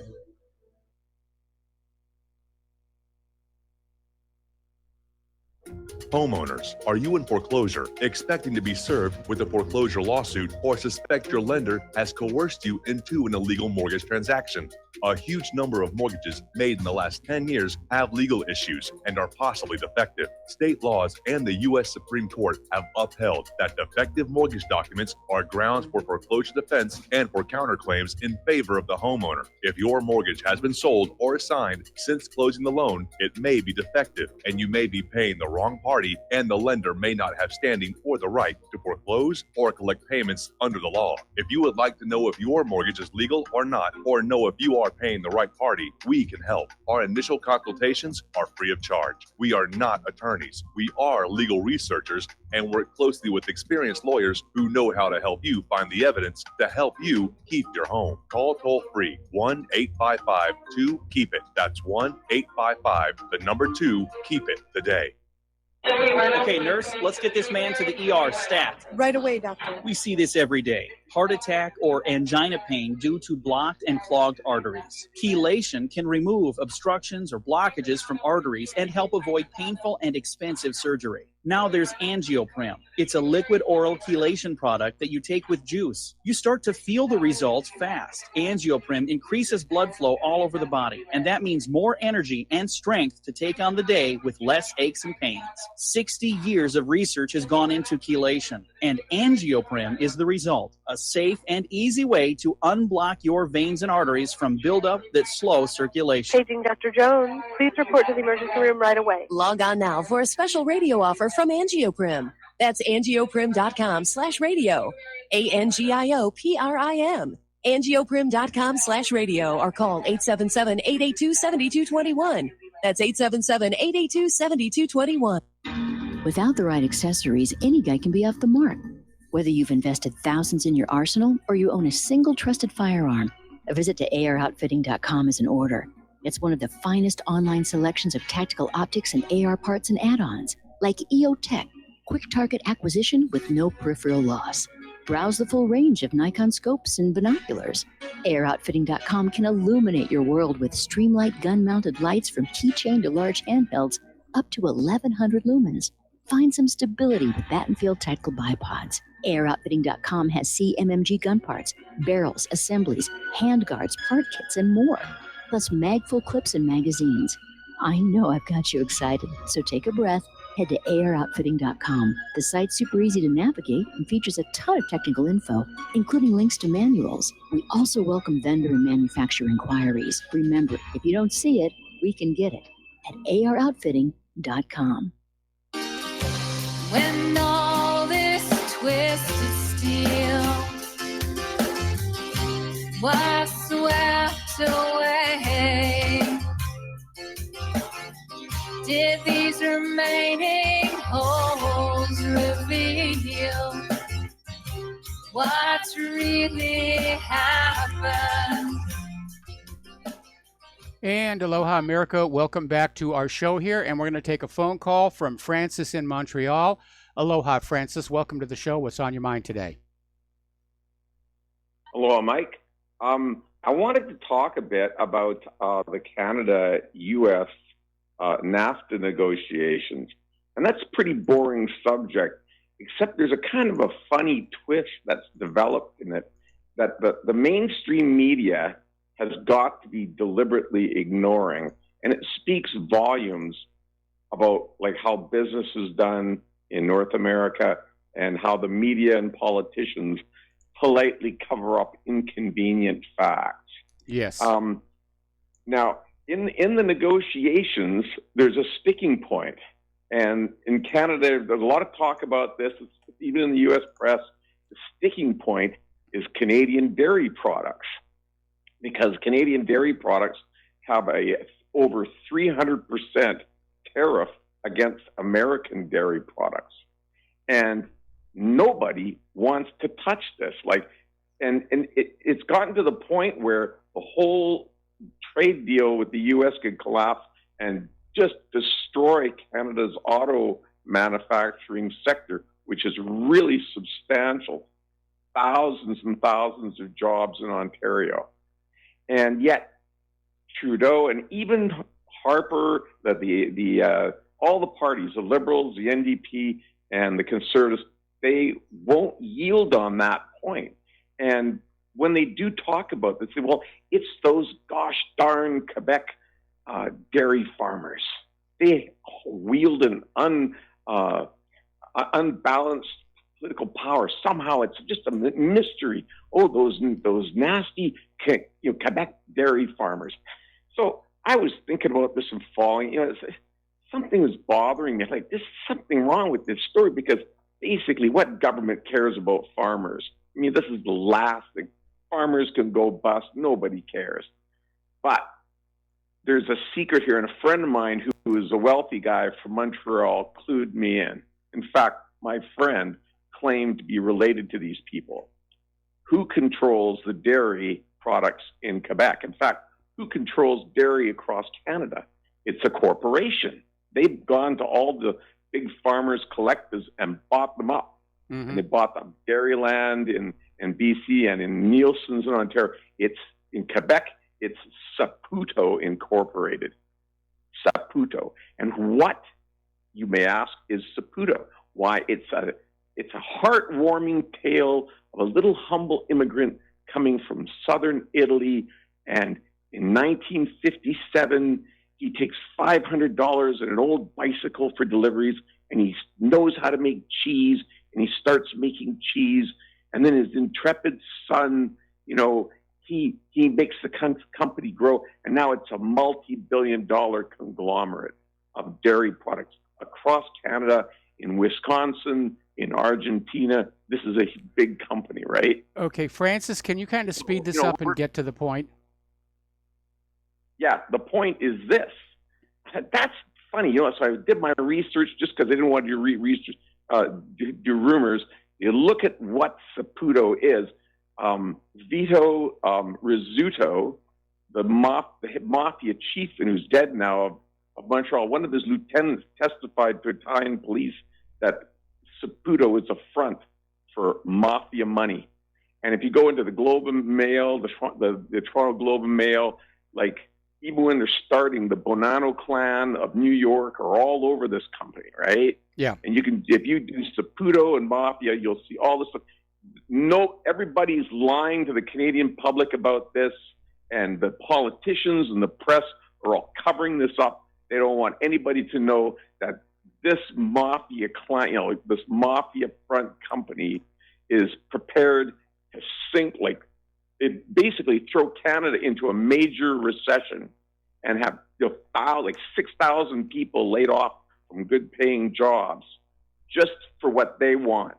And that's how the business is done in this country.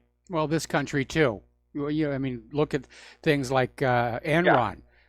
everybody still worships at the altar of Adam Smith, that somehow being personally greedy advances the system as a whole. But Nobel Prize winning mathematician John Nash actually proved that was wrong, that if you weren't maintaining an overview, the system could lock up, which is what's starting to happen down here. In any event, I disagree with this idea of just going to economic war with the rest of the world as a whole. And again, every time I've been to Canada, I loved it. It's clean. The people are wonderful and polite. And I don't understand why Trump basically has thrown Canada out of NAFTA. He's made a deal with Mexico. He's come out with that ridiculous statement that it's not politically necessary to have a trade deal with Canada. And it's just going to cause all kinds of friction. Yeah, but the thing is this, is that if you actually look at the deal that Trump cut with Mexico, it's the deal from heaven for Canada, because the main sticking point that was damaging us the most economically was the fact that they pay $3 an hour to auto workers in Mexico. And Trump came in with his deal in Mexico and says, no, you're going to pay a minimum wage of $16 an hour to your auto workers in Mexico. And the Mexicans said, okay, sure. And even the incoming socialists said, yeah, great, sure. And so we should be like just overjoyed and just jump on this deal. But we can't, because the milk industry is run by the mafia, and they are prepared to sink the whole deal. And Trump knows that. Francis, you keep flipping back and forth between auto workers and milk, and I still don't understand the point you're trying to make. So I need you to sum up. Point is that the auto section of the economy in Canada is vast compared to the milk industry. But the milk industry is determining this deal. They want 300% tariffs. And that should be just swept away, because Canadians pay more than twice as much for dairy products as Americans do. Nobody wants to do that. But the point is that Trump, he's dealt with the mafia all his life in New York City. He knows the game, and he's looking at us, and he sees clearly that the whole Canadian economy right now is teetering on the edge of a recession, just because the mafia-controlled dairy industry is screwing all of us. That's the point. Okay. Well, Thank you. We have, even in this country, we have a problem where organized crime, they do go into legitimate businesses, and they do tend to run them with the same kind of a mindset that they ran their criminal enterprises. Anyway, Francis, thank you for the phone call. We're going to let you go, and I'm going to get on back to some news here. Okay, over at General Motors, their sales plunged 13%. The August passenger car sales just absolutely collapsed. And I'm sure if you're like me and you're watching a little bit of TV, you're seeing all these commercials out there. Oh, we're making great deals for the cars. And they are great deals. If people actually had money, this would be a wonderful time to buy a car.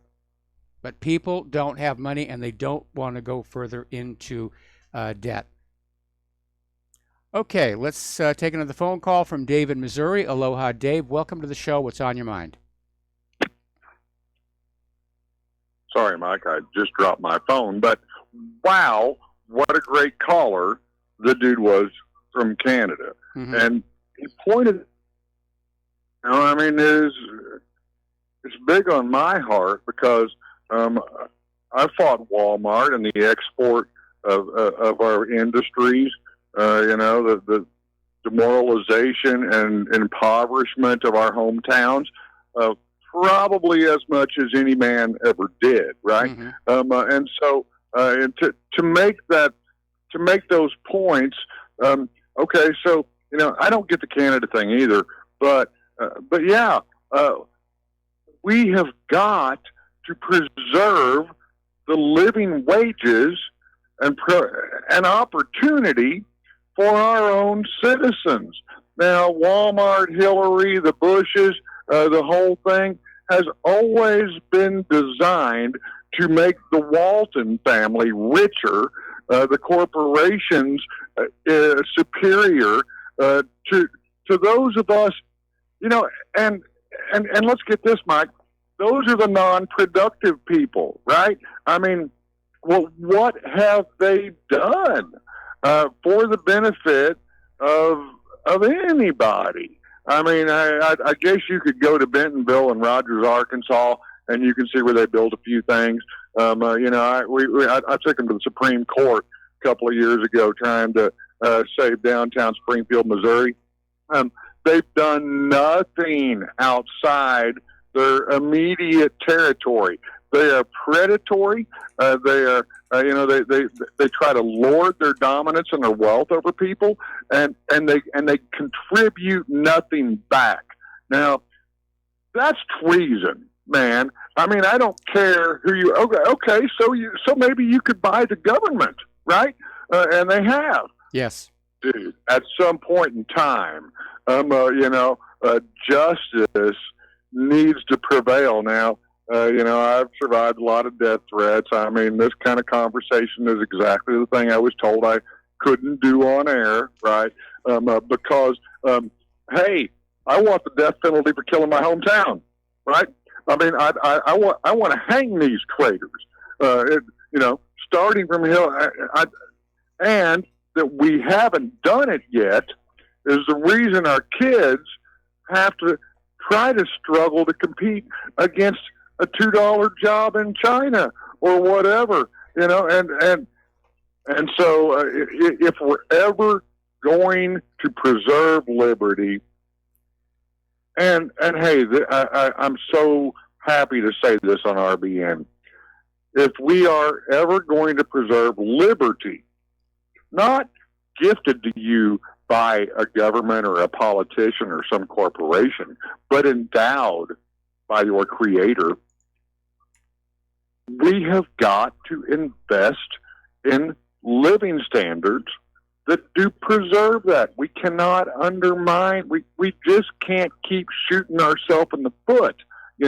We've got to find a way to invest. So, I have no problem with Trump trying to push up actually the worldwide minimum wage. I mean, that's kind of what we're talking about, because everyone else, I mean the power structure and the money, all those even billionaires want to drag it down. Yes, Dave, sir. I got a question here. I mean, great that Trump is apparently pushing for a minimum wage down in Mexico. Where is his support for minimum wage here in the United States? Because that battle's been going on for quite a long time. The cost of living keeps going up. The cost of goods is going up. Wages and salaries are not keeping pace with the cost of living, and that is an absolute reality. If you want to talk about investing, the only way we're going to get our economy back, the only way we're going to get a high standard of living for the American people back, is we have got to go back to being a manufacturing superpower, and we're going to have to launch that with brand new technologies so that we can make products the rest of the world makes, but the rest of the world cannot make for themselves. One of the biggest mistakes. So, Mike, I mean, what I'm hearing you saying, and brother, I get it. I mean, because this has been on my mind for a long time.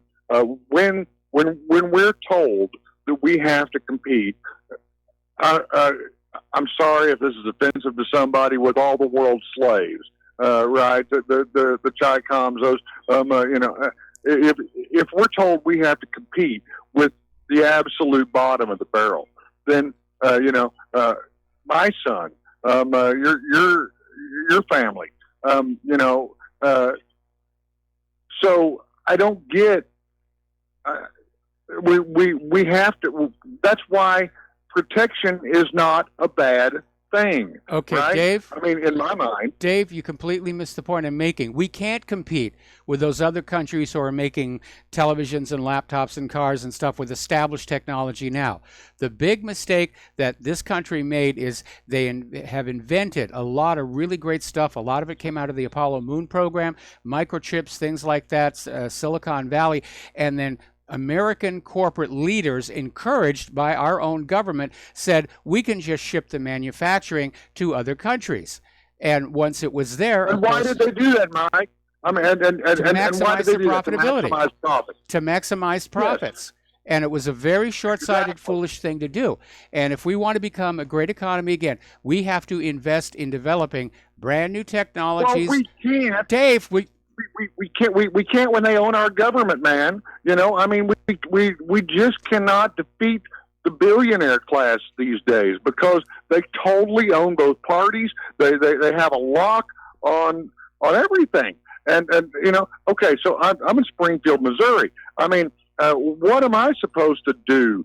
You know, I mean, right here, right now, to try to increase the income and opportunities for working class people when we are totally owned by, you know, Walmart has 8 stores in this town. I took them to the Supreme Court to try to defend downtown. They bought the former Chief Justice. You've heard that story. Yes. You know, you just can't. Dude, I don't. All right. Well, if you want to give up, go ahead. But I'm working on a plan to try and get this nation. I'm not the dude to do. I'm not the dude to do that. That's why I'm talking to you. Well, okay, but it sounds to me like, you know, you're coming out with these expressions of hopelessness, saying, you know, the government is owned, the corporations own everything, and I understand that's a reality. Okay, but at some point, I think even the billionaires are going to realize they're not going to go on being billionaires if the economy falls apart. And that they'd better start getting together in the spirit of John Nash and say, yeah, we got to start figuring out how we can restart this manufacturing powerhouse that made us all billionaires in the first place. But Mike, here's the thing, we're not talking to the people now who actually built the empire. We're talking to the third generation who are the most spoiled, slavish lacquered, sitting on a pile of money, and they don't care. Now, I'm not trying to be. I mean, because really, I want to find hope. I'm a father and grandfather. I mean, the last thing I want to do is give up. I won't. But we're not dealing with the people who knew how to produce it. We're dealing with the people who inherited this, and okay. And Dave, and I got to let you go. We got to take a that commercial oversee it. break. You know what I'm saying? We got to take a commercial break, Dave. Thank you for the phone call. We'll be right back.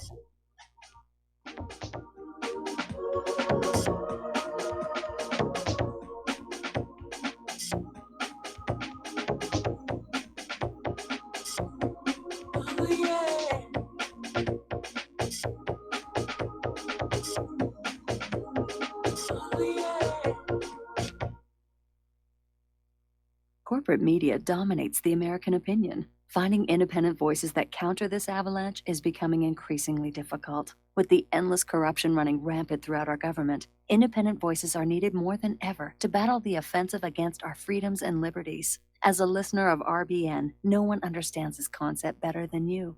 Now it's up to you to do your part. The time has come for you to take action and begin broadcasting the truth to hundreds or thousands of people every month. Sound impossible? Quite the contrary. With pointed slogans from LibertyStickers.com, you can reach countless sleeping Americans unaware that they live in a real-life wonderland. LibertyStickers.com has a huge inventory of political bumper stickers and messages that reflect the truth about our government, our politicians, and the future of America. With so many in stock, there's one perfect for you. Visit us today at LibertyStickers.com. Again, that's LibertyStickers.com. Do your part. Your voice is important. Let it be heard. Many people write us about their experience with Extendivite. Allow me to read a few from Amazon.com. Dr. Sam Serino reviewed the Extendivite product. Good ingredients, feeling much better since taking product. It seems that the tablets work well. Once again, thank you for your product. My acid reflux has really improved thanks to the Extendivite. Together with my thumb joints, the pain is gone and I'm able to grip things much better. My friend has peripheral arterial disorder and their lower legs were hurting in a red color, but thankfully, there has been a significant improvement. Kind regards, Janice. My husband feels a big difference using Extendivite. Thank you. Tell us your story. Get Extendivite today. Call 1-877-928-8822. That's 1-877-928-8822 or visit heartdrop.com. Extend your life with Extendivite. Do you worry a lot? If you're forgetful, nervous, moody, or overwhelmed, chances are you're not protecting yourself from the ravaging effects of stress and anxiety. No matter the cause, ongoing stress and elevated levels of the stress hormone cortisol can rob your memory, your health, your quality of life, and your future. Now you can combat the effects of stress and anxiety while improving your memory and recall at the same time with the dietary supplement Calm and Clever. Studies show that the ingredients in Calm and Clever reduce cortisol by as much as 30% in as little as 1 to 2 weeks and increase your ability to recall facts, names, and numbers in 4 to 12 weeks. Calm and Clever was created by scientist Kurt Hendricks, a principal investigator in 2 NIH-funded studies on Alzheimer's disease. Try Calm and Clever for 2 months. You'll feel the difference. Call 1-800-758-8746 or go to calmandclever.com. Well, they're stealing down on Wall Street and in Washington, too. You know, it makes me wonder, what's a guy on Main Street to do? I've always tried to be an honest, upstanding kind of guy. And I must admit lately, I thought about giving something else a try. Oh, I want to be a pirate. I want to sail the 7 seas, yeah, I want to be a pirate. And aloha, America. Welcome back to the show. We're going to take one more phone call, then we're going to close the lines here for the rest of the show because I have got a ton of stuff I need to get through today here. So, Al in Canada. Aloha, Al. Welcome to the show. What's on your mind? Hi, Mike. Thanks a lot for taking my call. Brett Kavanaugh, you said that his primary allegiance is to the United States. No, that's what he said. He said his primary allegiance is to the Constitution. Well, no, you said that he said. Yeah, the Constitution. Didn't recently Donald Trump have like something going on with his new Fed chairman Powell? You know, loosening the grips, or keeping the, keeping the interest rates low, basically. Oh, nothing. yeah. They were talking about the rates. Well, I mean, if the Fed pushes the rates up too much, I mean, the economy, our economy is so fragile. And it's almost, it must be very frustrating. Our economy is even more fragile. Well, actually, if you look at around the world, economies are in trouble in so many countries. Their currencies are in free fall. We're going to be talking about that a little bit later in this segment of the program. But it looks to me like that entire global private central bank Ponzi scheme could start coming apart. And I imagine it's very frustrating for Donald Trump to sit there and realize, that there really isn't anything he can do to fix it. He can go through the motions and he can get the media and he can do speeches, which he was doing just a little while ago, about how the jobless rate for vets is at an all-time low. And he's turned out to be just another politician and not a particularly good one. Well, or his hands are tied, right? I still have a little bit of hope left. So the only problem really is it's not the fact that they owe $21 trillion. It's the fact that it takes a couple of $100 billion, like close to $500 billion a year to service that now, and it's going to go up if the interest rates go up.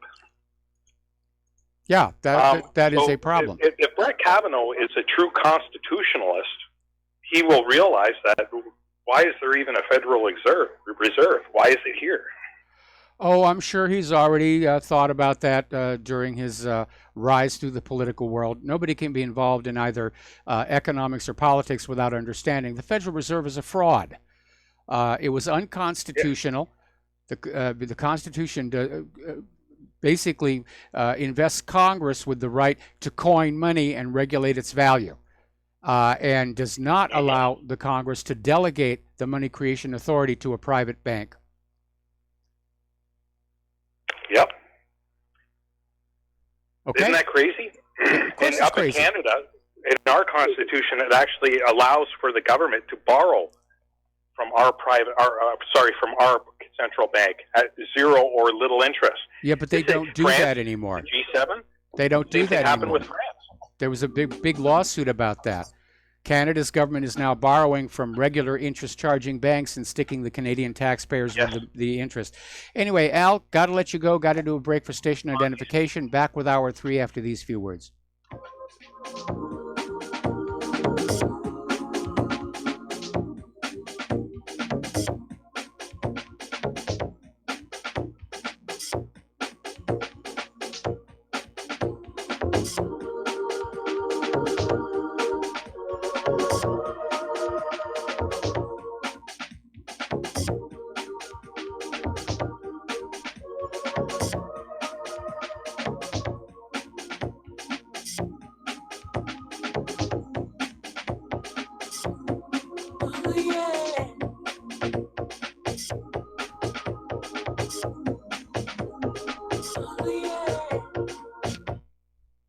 Extendivite is more than just a heart tonic. Most basic diseases are caused by yeast in the gut and metals in the liver, and we all have a bit of both.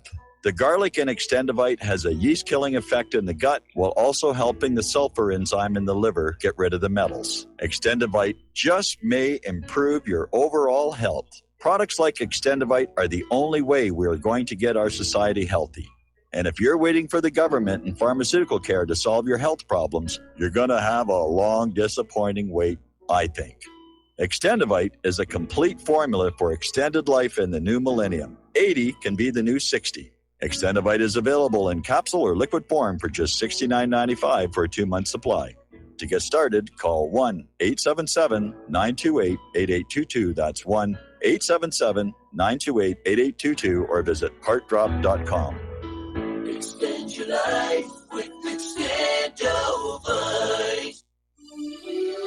This is RBN, the Republic Broadcasting Network.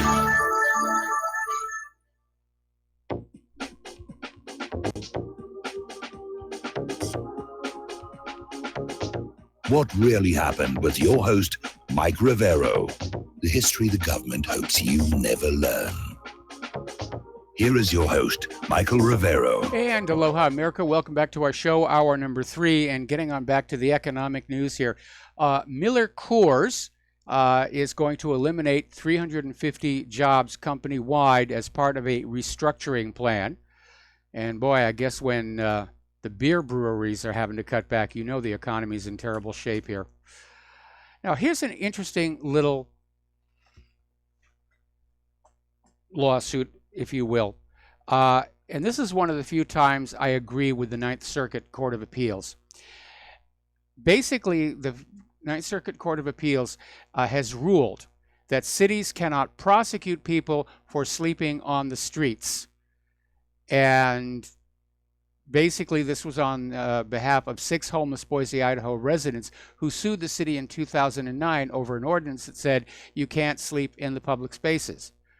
Well, where else are they going to go? And the Ninth Circuit Court of Appeals said this really does amount to cruel and unusual punishment, and I would tend to agree with that, especially because these people haven't done anything wrong for which they should be punished. But we do have a massive homeless problem, and you can't look at that and reconcile it with the claim that our economy is doing well. It's doing really well for the 1%. It's not doing well for anybody else.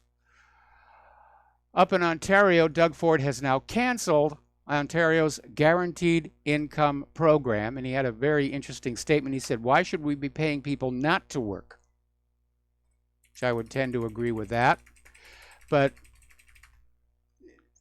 they just ran out of money.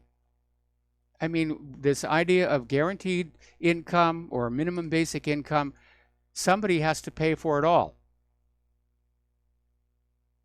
You can't just keep printing money out of thin air and keep a nation moving along that way. You can't just move the money around in circles very fast and call that a working economy.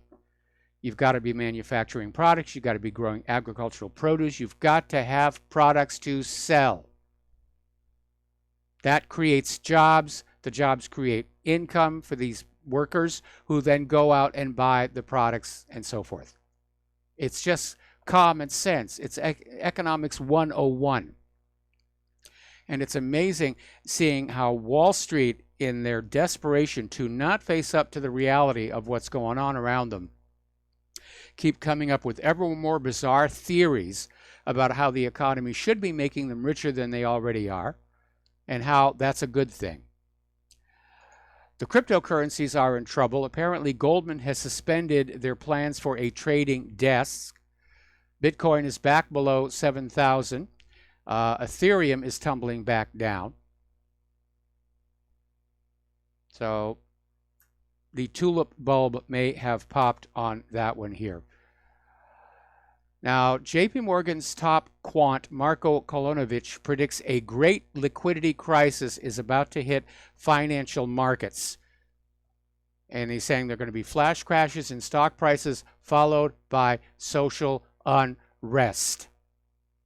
And he's saying central banks will be forced to make unprecedented moves, including direct purchases of equities, or there could even be negative income taxes. See what I said about fantastic theories to keep things going? Another story coming on out. Major currencies all over the world are in complete meltdown as the 63 trillion EM debt bubble implodes. And they're talking not just drops or plunges, they're talking death spirals. Over the past 16 years, the emerging market debt bubble has grown from $9 trillion to $63 trillion. That's a lot of money. And the issue is that everybody wanted to make these loans, get these countries going, but they weren't able to get their industries and agriculture up to be able to repay the loans. Here in the United States, the average monthly rent has hit an all-time high of $1,412. It's the biggest increase in 18 months. Remember what I said before about cost of living is going up way out of pace with increases in wages and salaries. India has now joined China in defying Donald Trump. They're going to be importing Iranian oil. So that's going to take a little bit of the sting out of the Iranian sanctions. India had said they were going to do it, then they pulled back, then they went ahead and did it again. A little bit of waffling over there.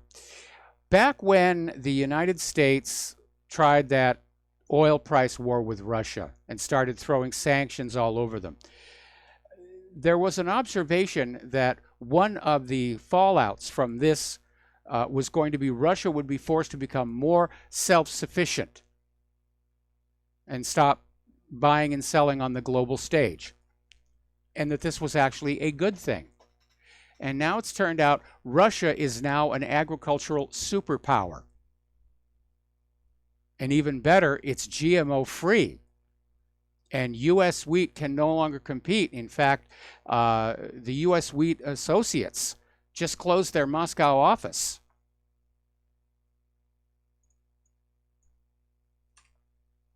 Not even going to try and sell more wheat to Russia. We're going to do a shout out now to our on-air affiliates who are just now rejoining our network. Okay, let's talk about the situation with Nike. And it's just amazing how this whole Colin Kaepernick thing just got out of control. I can't even believe it's still being an issue. So normally companies will avoid controversy because it's bad for business, and Nike has lost something like $3 billion off its cap. And so by getting this Colin Kaepernick to be the face of their Just Do It campaign, it has created a huge, huge ruckus. Now, James Wood is dumping his Nike stock in response to the Kaepernick Just Do It ad campaign. Doesn't want to be involved with them, and I can certainly understand that. And the outrage is exploding online, and it's dragging up all the old bad stories about Nike, about how they're using virtually slave labor factories in foreign countries to make these shoes. And so this has really flashed back on them rather badly. And Nike's endorsement of Kaepernick is seen as disgusting. It's anti-American. It's anti-cop. Nike just took sides in the culture war, and it sided against the men and women in the police force. It sided against those who still respect the flag. And it's going to come back to really haunt them a lot. The National Association of Police Organizations is calling on all member officers, their families, and friends to join the nation's real heroes in a total boycott of Nike products. That's going to be a lot of people and a lot of sales. People are posting photos of burning their Nike products to Twitter. Frankly, I think they'd be better off just giving to the homeless, but that's their decision here. So here we have this guy, Colin Kaepernick, who's a black guy. He's the perfect story of a meritocracy-based black success story. He's paid millions and millions of dollars for throwing a ball around. He was adopted by a white family, and yet all of a sudden he's come on down on the side of Black Lives Matter and Antifa, hating whites and hating America, which is the country that made him both famous and rich. How much sharper than a serpent's tooth to have a thankless child. This guy should be happy. But again, liberals don't want to be happy. It's part of their self-image that they're always offended, that they're always upset. I mean, this guy's got it so good.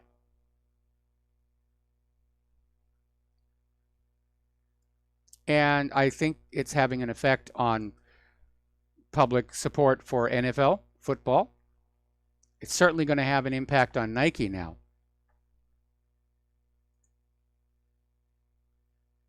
And for this guy to basically stand up there and take the side, I'm against police violence against black. Well, and it turns out, if you look at the numbers, it wasn't there. White people are much more likely to be shot by the police these days because of all the negative publicity. It's more liberal manufactured outrage here. And Nike is now stuck. They already signed the contract. They're going to have to use them. They're going to have to pay them the money. And it's going to be an epic public relations disaster. Nike may have just destroyed their own company. Over in Naples, Italy, their mayor, Luigi De Magistris, is basically trying to launch an autonomous cryptocurrency. He's calling the euro a putrid currency.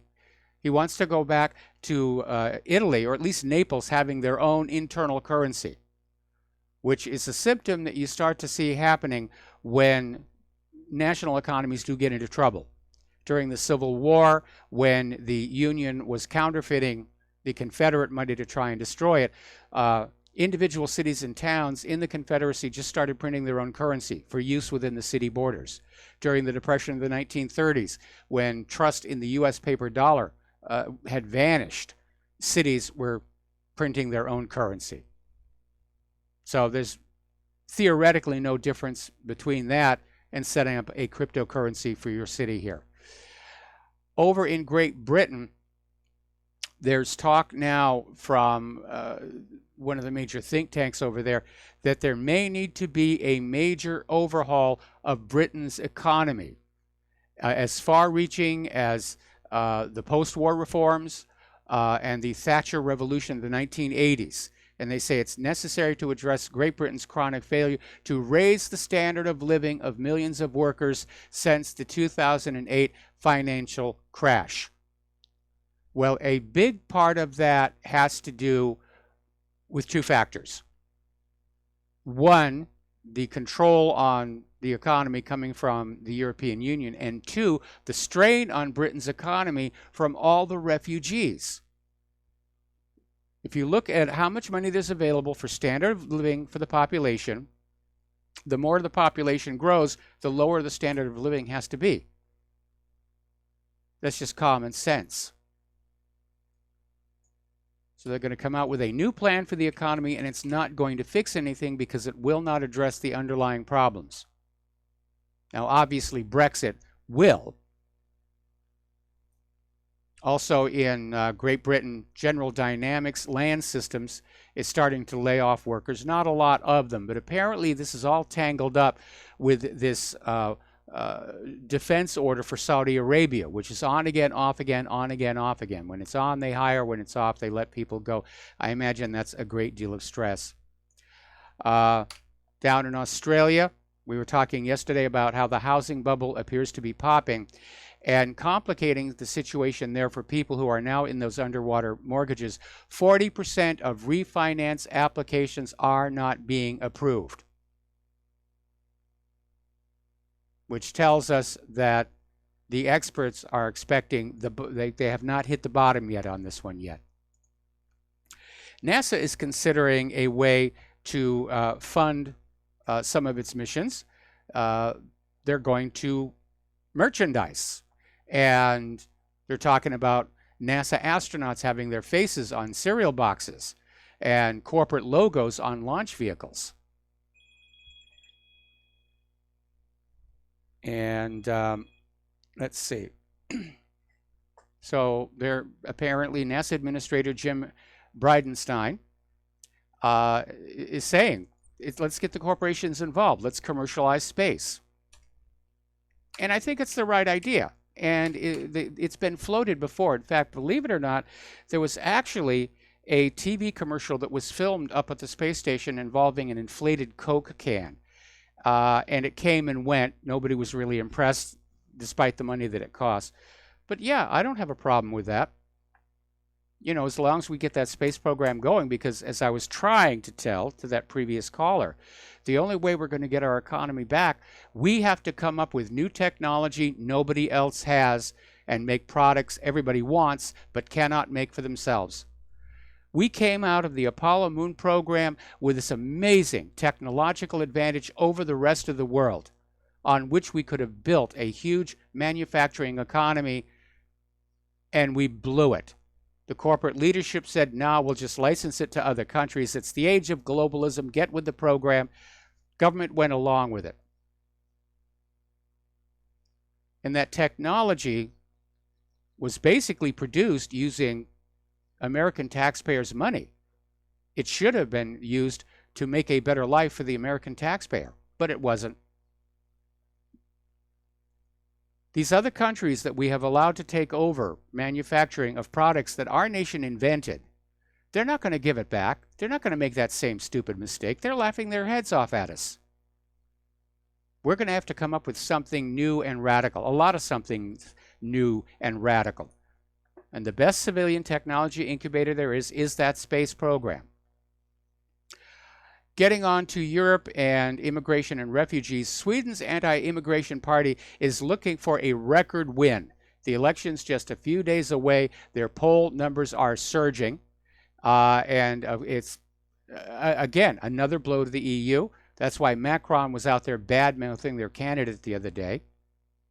The Europeans are just tired of what's going on here, with cars being burned, the rapes, swimming pool sex assaults.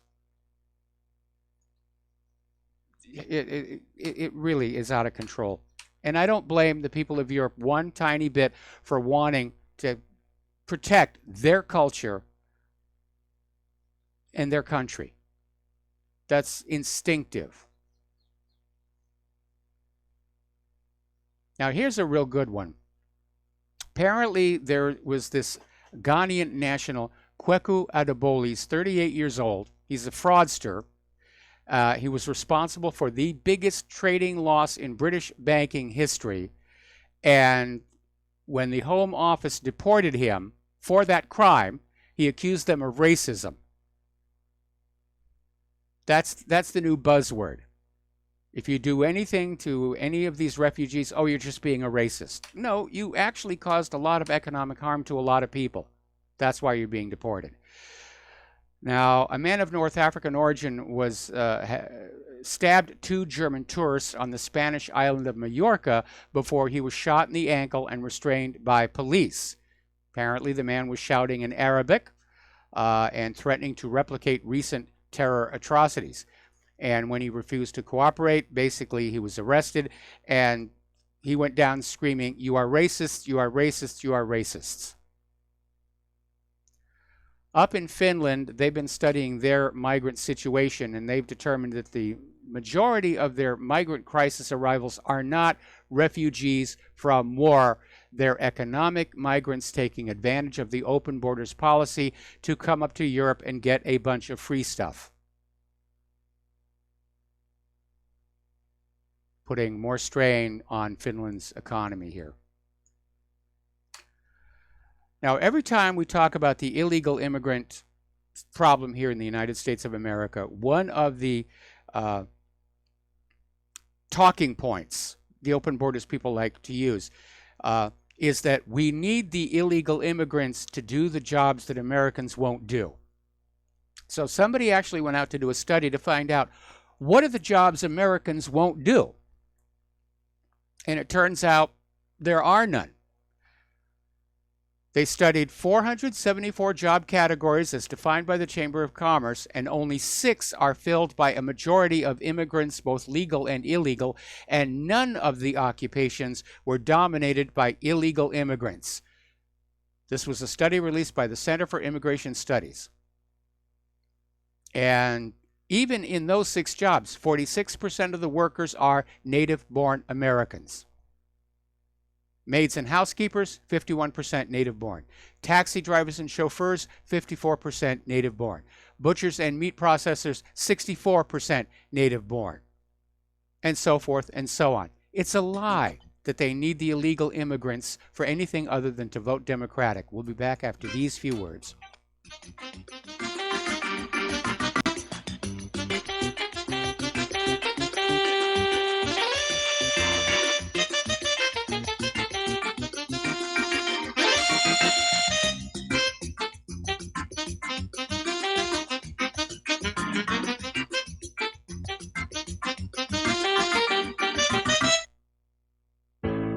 Many people write us about their experience with Extendivite. Allow me to read you a few from Amazon.com. By Mel. Great product. My husband and father-in-law use it regularly. Both my husband and father-in-law have had significant change in their blood pressure and overall health. By Amazon customer. It works for me. Returned to buy the tincture and the capsules as they were on sale during February. Unlike some other products, this one worked for blood pressure and occasional irregular heartbeat. Extendivite produced noticeable results after just 2 bottles, a 4-month supply. I take Extendivite 3 times a day, every day. I think the supplement has helped with my increased fitness regime and to lower my blood pressure. Tell us your story. Get Extendivite today. Call 1-877-928-8822 or visit heartdrop.com. Extend your life with Extendivite. Folks, we're living in a world the likes of which we've never perceived any clearer than we do now. The plan for global governance has been in the works for generations and would have likely been achieved by now, but for the fact that the globalists left open their Achilles heel. With all their tools, Federal Reserve System, fiat currency, no child left behind, and then Common Core education introduced to our schools to dumb us down, vaccines, pharmaceuticals to lobotomize us, GMO foods, insertion of compromised or bought and paid for politicians, judges, mainstream media propaganda, all pieced together like a puzzle designed to ultimately bring the world under submission. But with all their strategy, they forgot one thing: knowledge. And knowledge is power. With knowledge, their bombardment is nullified. Folks, with that, as brilliant and knowledgeable as you've become, among the wisest audience of any radio audience in the world, and you are, I want you to take a moment to reflect and ask yourself, how much of that knowledge did I obtain from Republic Broadcasting Network? How high has my consciousness been raised since I've been a listener? How fast am I now able to discriminate truth from fake news by being a Republic Broadcasting listener? How clear am I now able to see the world since I've been listening to RBN? Ask yourselves those questions, folks. Then ask yourself, what is that knowledge worth to me? Like my morning coffee, how would I survive without it?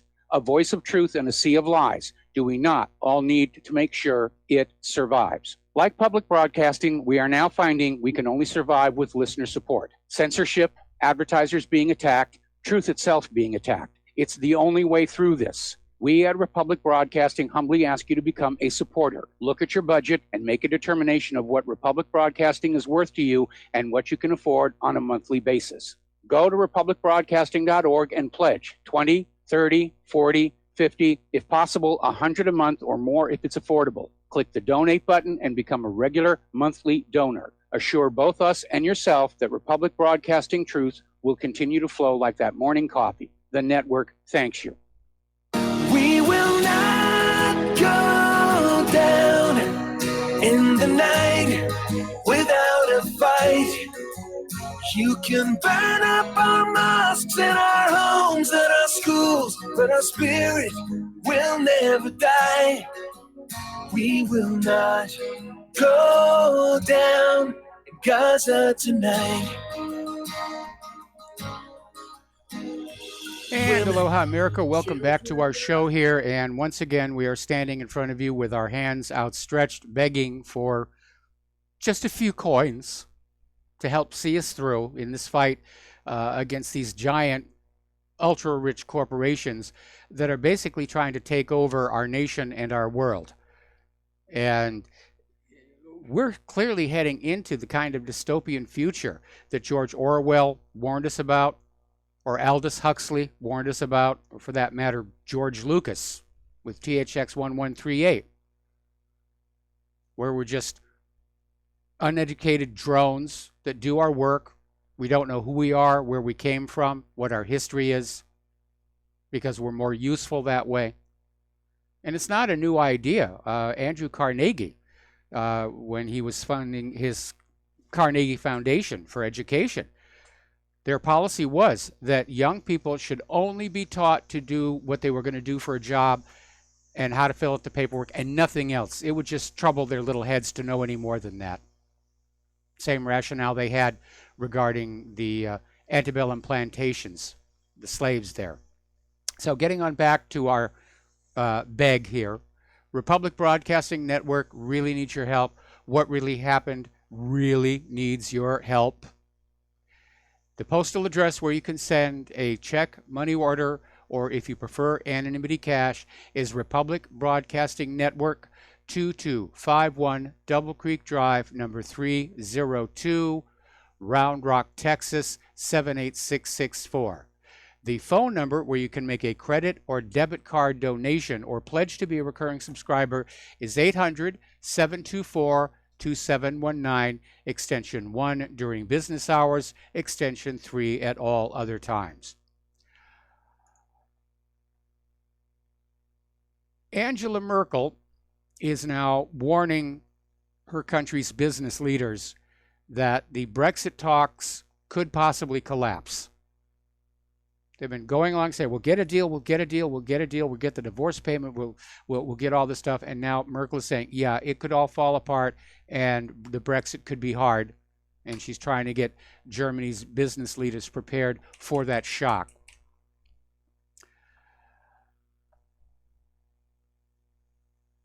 And I think probably one of the biggest problems that we have here is, again, this is not about economics, really. It's not about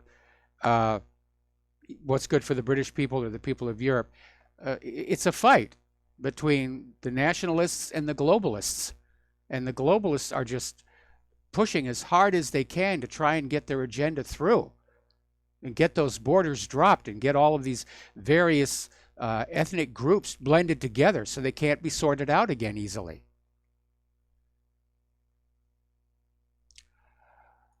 Having some wild weather here. Tropical Storm Gordon didn't quite make it to hurricane status, but it has made landfall, and apparently it's killed one person, a child, by blowing a tree into a mobile home.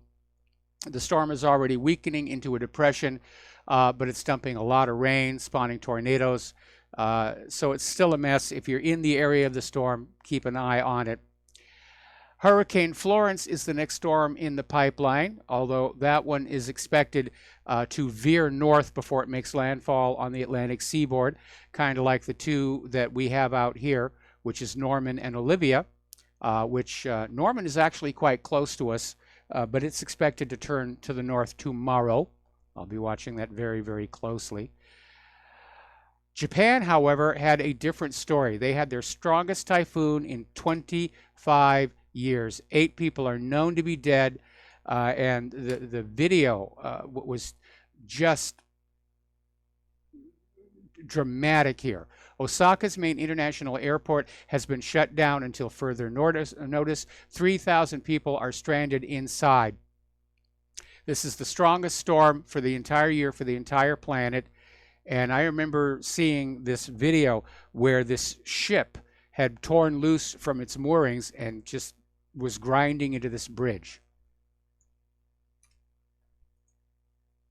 Getting into the world of computers here. The other day we were talking about how DuckDuckGo is really taking off. And it's my search engine of choice. And how as Google got caught up in all the scandal about data and censoring, DuckDuckGo was really taking off, and they'd secured $10 million in financing to improve their platform. And now the founder of DuckDuckGo, Gabriel Weinberg, is saying, yeah, it's not crazy to challenge Google. And he's absolutely right. We should not allow ourselves to be dependent on a single monolithic entity because they'll abuse their power, as Google and Facebook and Twitter have already demonstrated. Now, Facebook is in a little bit of trouble because small businesses are now leaving Facebook because the algorithms are hobbling revenue-generating traffic. Little bit of a whoopsie there for Facebook. A lot of small businesses have Facebook pages, and the algorithms are costing them money. We'll be right back after these few words.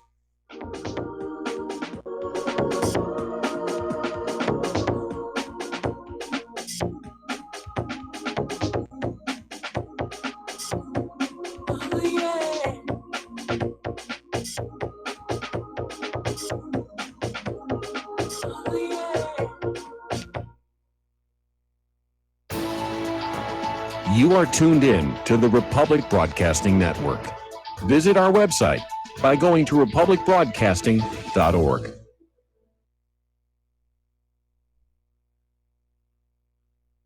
I'm getting older and noticing that my body just doesn't work as well as it used to. So I like to keep fit as possible by hitting the gym a few times a week. Recently, I started having a nagging bicep pain, and it got so bad I couldn't even lift the weights. When I was complaining about it to a friend, he told me about AngioPrim. He said chelation helps remove toxins, heavy metals, and cholesterol in veins and arteries that may cause blockages. You know, after just 1 week of taking AngioPrim, the pain was gone, and now I'm back in the gym full strength. Scientific research proves the active ingredient in AngioPrim has superior oral chelation action that helps promote cardiovascular health. So to learn more, go to angioprim.com. That's ANGIOPRIM.com, or talk to a trained consultant. Call AngioPrim toll free at 877-882-7221. You'll feel better with more energy. Call 877-882-7221 or go to the website angioprim.com. Tired of being lied to by mass media? It's growing more and more apparent today that news is received less and less through standard media outlets. Even with a growing audience every day, RBN is beginning to direct more efforts into social media. Social media and the use of the internet is fast becoming the primary source of people for news, regardless of demographic. RBN has set out to provide some of the best news on the internet through republicbroadcasting.org, and also has begun to use the tools to our advantage by way of social media. Republic Broadcasting is now operating a Facebook page to function as yet another avenue to have our collective voice reach new audiences across not only America, but across the globe as well. The Facebook page features not only news, but also an RBN player to listen to our broadcast. Get involved by visiting facebook.com/Republic Broadcasting and liking our page and share it with your friends and family, because you can handle the truth. Extendivite, a 7-herb combination of garlic, cayenne, hawthorn, bilberry, ginkgo biloba, valerian, and milk thistle. Extendivite is designed to strengthen the heart and arteries and help the body heal itself.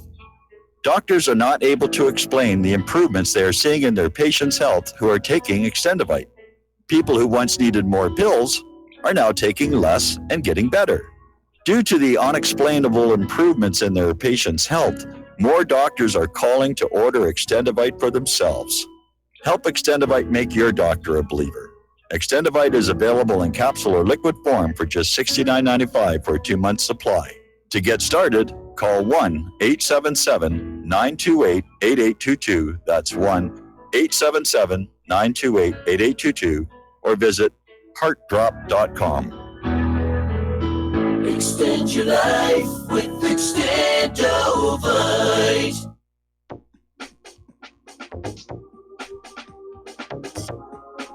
What really happened with your host, Mike Rivero. Join Mike on the air. Call toll-free 800-313-9443. 800-313-9443. And aloha America, welcome back to the show here. Now, Facebook has announced they're building a war room to monitor the midterm elections in real time. They're actually setting up a physical room full of computers and people in order to fight off bad actors who wish to influence voters, meaning conservatives. I mean, they're basically admitting they're going to be going on in and deleting anything on Facebook that's challenging to the liberal establishment. Now, that to me is crossing a line. That is interference in the election process because people use social media to exchange ideas about the candidates. Back in 2016, it was the independent media that, was informing people of the Clintons' dark past, the Uranium One scandal, and asking the questions that should have been asked about that private email server. Well, now Facebook is going to take care of that. No more will liberal candidates have to worry about their past indiscretions being made public because Facebook is just going to eradicate them as soon as they're posted.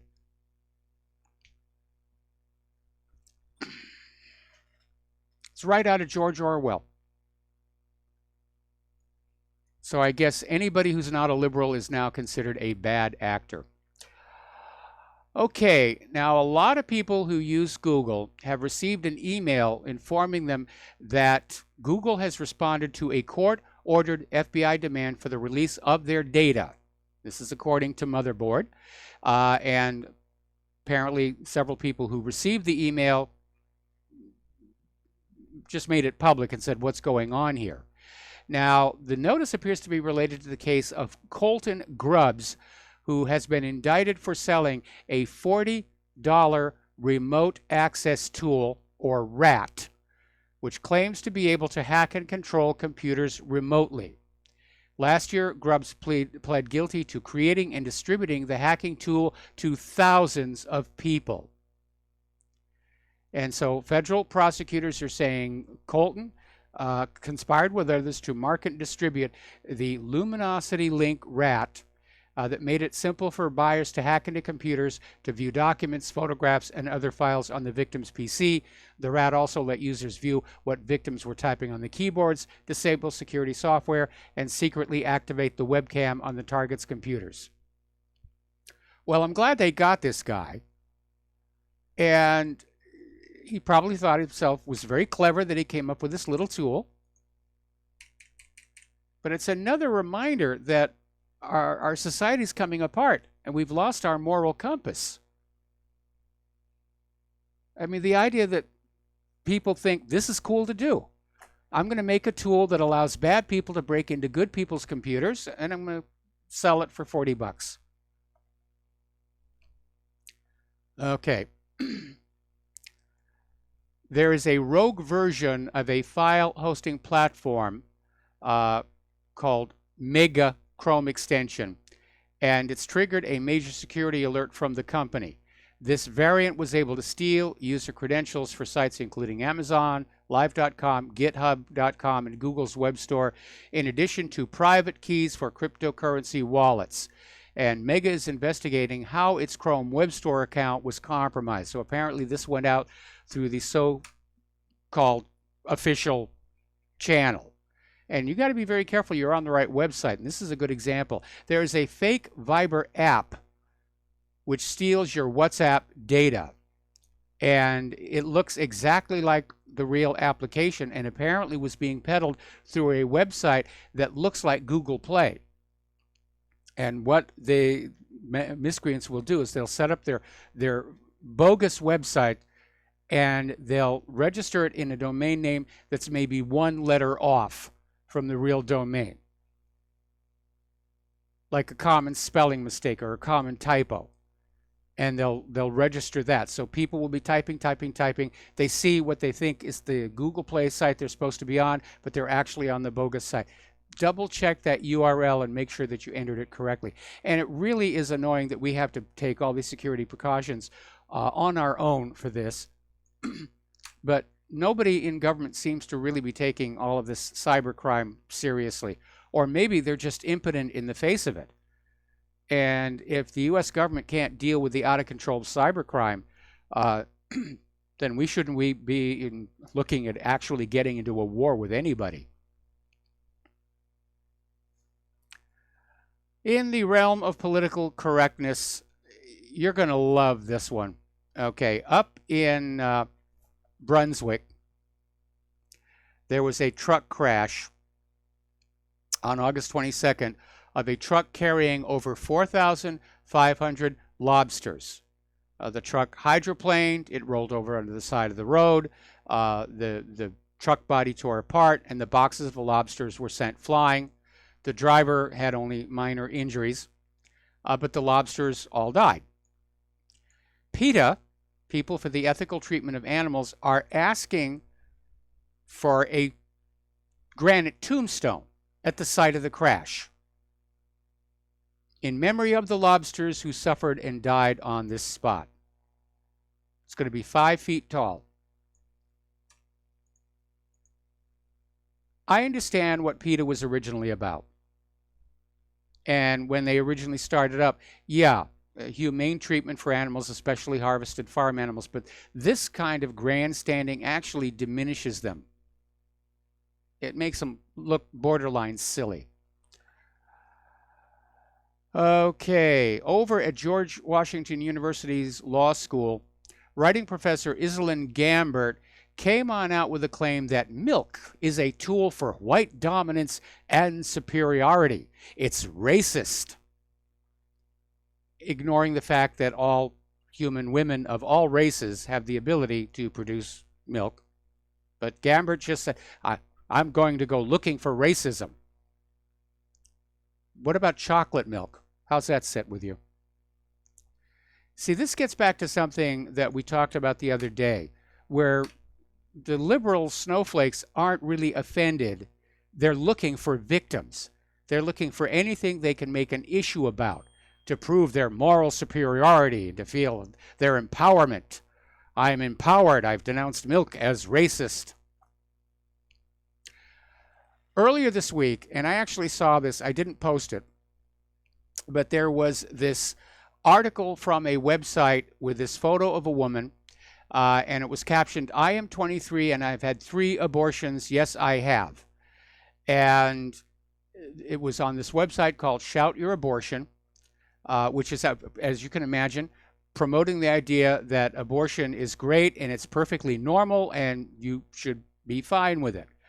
Well, as it turns out, the story was more fake news because the actual woman in the photo is a conservative who's never had an abortion. They simply stole her photo and used it to illustrate this article, saying that abortion is great and abortion is normal.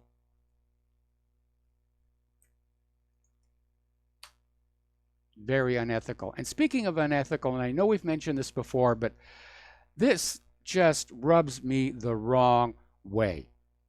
Now, it all began with this homeless veteran who spent his final $20 to buy a stranded woman gas. And the woman and her husband set up a GoFundMe account to get some money for the homeless veteran.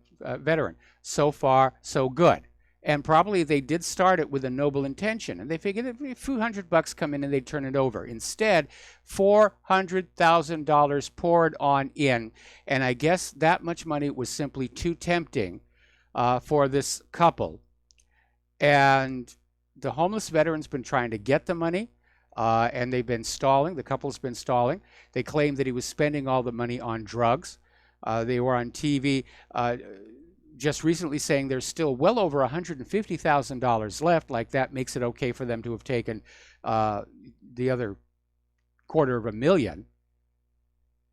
But when the veteran, Johnny Bobbitt, and his lawyer finally got control of the fund, 9 months after it was set up to help him, they found it was absolutely empty. It was absolutely empty. Now, again, as a nation, we've lost our moral compass. We've lost our sense of right and wrong. And maybe because, from the point of view of the elites, the liberals, the money junkies, right and wrong are outdated concepts. There is simply winning, and there's simply power. There's simply wealth. Anybody who's concerned about right and wrong, well, they're just the suckers. So let's talk about the Pope, because boy, is he in hot water. And apparently, this whole pedophilia thing is just blowing up. And there's really nothing that he can do about it. You know, Pope Francis is prescribing prayer and silence. Like if they don't talk about it, it'll just go away. Well, heck, that worked for the last few centuries here. But Pope Francis has been forced to acknowledge this because he's got no other defense. Francis is stone cold guilty of the charges levied against him by Carlo Maria Vigano, the Apostolic Nuncio to the United States. They've got him dead to rights, and we're hearing rumors that the Pope may resign, the way Pope Benny the Rat did. Boy, 2 in a row. Now, this Catholic editor, Philip Lawler, editor of the Catholic World News and author of Lost Shepherd, How Pope Francis is Misleading the Flock, is saying this sexual abuse scandal is creating such divisions in the church that it could split like it did in the Reformation. And half will go one way and half will go the other way. And I don't know what he's envisioning, whether the child molesters will have their own church over here and the people who think children ought to be left alone and taken care of will have their church over here. And apparently, we were talking the other day about this Catholic-run orphanage in Vermont. It's since been shut down. The abuse is happening there, including killing a kid. And now there's a new one in Nebraska is just popping up. There was this conservative Catholic diocese in Nebraska, was the only church that in the U.S. that refused to participate in annual reviews of sexual misconduct that were a key reform enacted in the wake of the 2002 Boston clergy abuse scandal. Well, now accusers have started coming forward in recent weeks saying that, yes, there was a lot of sexual abuse and misconduct by the clergy in Nebraska. And now the diocese is facing a potential criminal investigation and criticism that it mishandled abusive priests, even as it should have been subjected to increased scrutiny after the Boston scandal. How many more of these are we going to have to go through before somebody says there is something seriously wrong here? You cannot recognize this kind of behavior with claims that the clergy is the earthly face of the ultimate moral authority in the universe. Underneath those white robes, there are some really, really black hearts. Okay, over in Great Britain, the Foods Standards Agency ran a test on 665 food items, meat items, and discovered 145 of them contained DNA from animals that were not listed on the packaging. Now, the brands and the shops implicated have not been revealed, which means it was a completely wasted exercise. But according to the Food Standards Agency, they're saying the results point to deliberate inclusion of foreign meat, possibly as part of a scam that stretches across the food sector. In other words, they're adulterating these meat products with other meats that may not be as nutritious or healthy. And apparently they had fresh and cooked lamb products with some curries and kebabs labeled as lamb, made entirely from beef, which is much less expensive than lamb. Or they could be mixing in horse meat or who knows what all else. It really is scary when you can't actually trust what's on the store shelves. By the way, there has been a warning from the CDC, nationwide warning regarding Kellogg's Honey Smacks. Apparently, there's been a salmonella outbreak. 30 more people have contracted salmonella from eating Kellogg's Honey Smacks cereal. This brings the total number to 130 cases in 36 states. 34 of the patients have had to be hospitalized. And they first thought the outbreak, which started last March, was brought under control in June when they recalled 1.3 million cases of the cereal in affected states. But apparently, no, it's still out there, and they're warning everybody to avoid the cereal just completely. Good news from here in Hawaii, down on the Big Island. Kilauea has settled on down, is behaving itself, and now they're looking at what areas of the park are safe to reopen. And they're talking about reopening some of the areas by September 22nd, which is going to be good. It's going to bring the tourists back. That's going to be good for the town of Volcano, who just, along with all the people downslope who lost their homes, the town of Volcano has just had a real economic, body slam because of all of this. And by the way, just because Kilauea has settled down, the big eruption is over, but it's still erupting. It's been in a continuous state of eruption for like 18 years. There's always something going on. There's always a lava flow to go see. There's always lava pouring into the ocean somewhere. It's just the really big blowout eruptions you don't want to be there for. So they're getting ready to open that up. It's snowing in the Alps for the second week in a row. And Greenland has gained a huge amount of ice for the second year in a row. Gosh darn that human-caused global warming. They've had record cold in Australia. They're getting August snow, or they got August snow in Turkey and Calgary. So the winter is, as the Farmer's Almanac predicted, going to hit early and hard.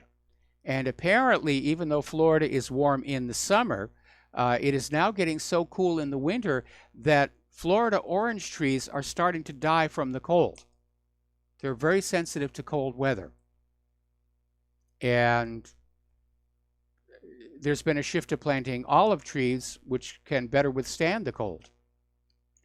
All right, we're going to take another break here for commercials. We're going to be back with the last segment of our program after these few words.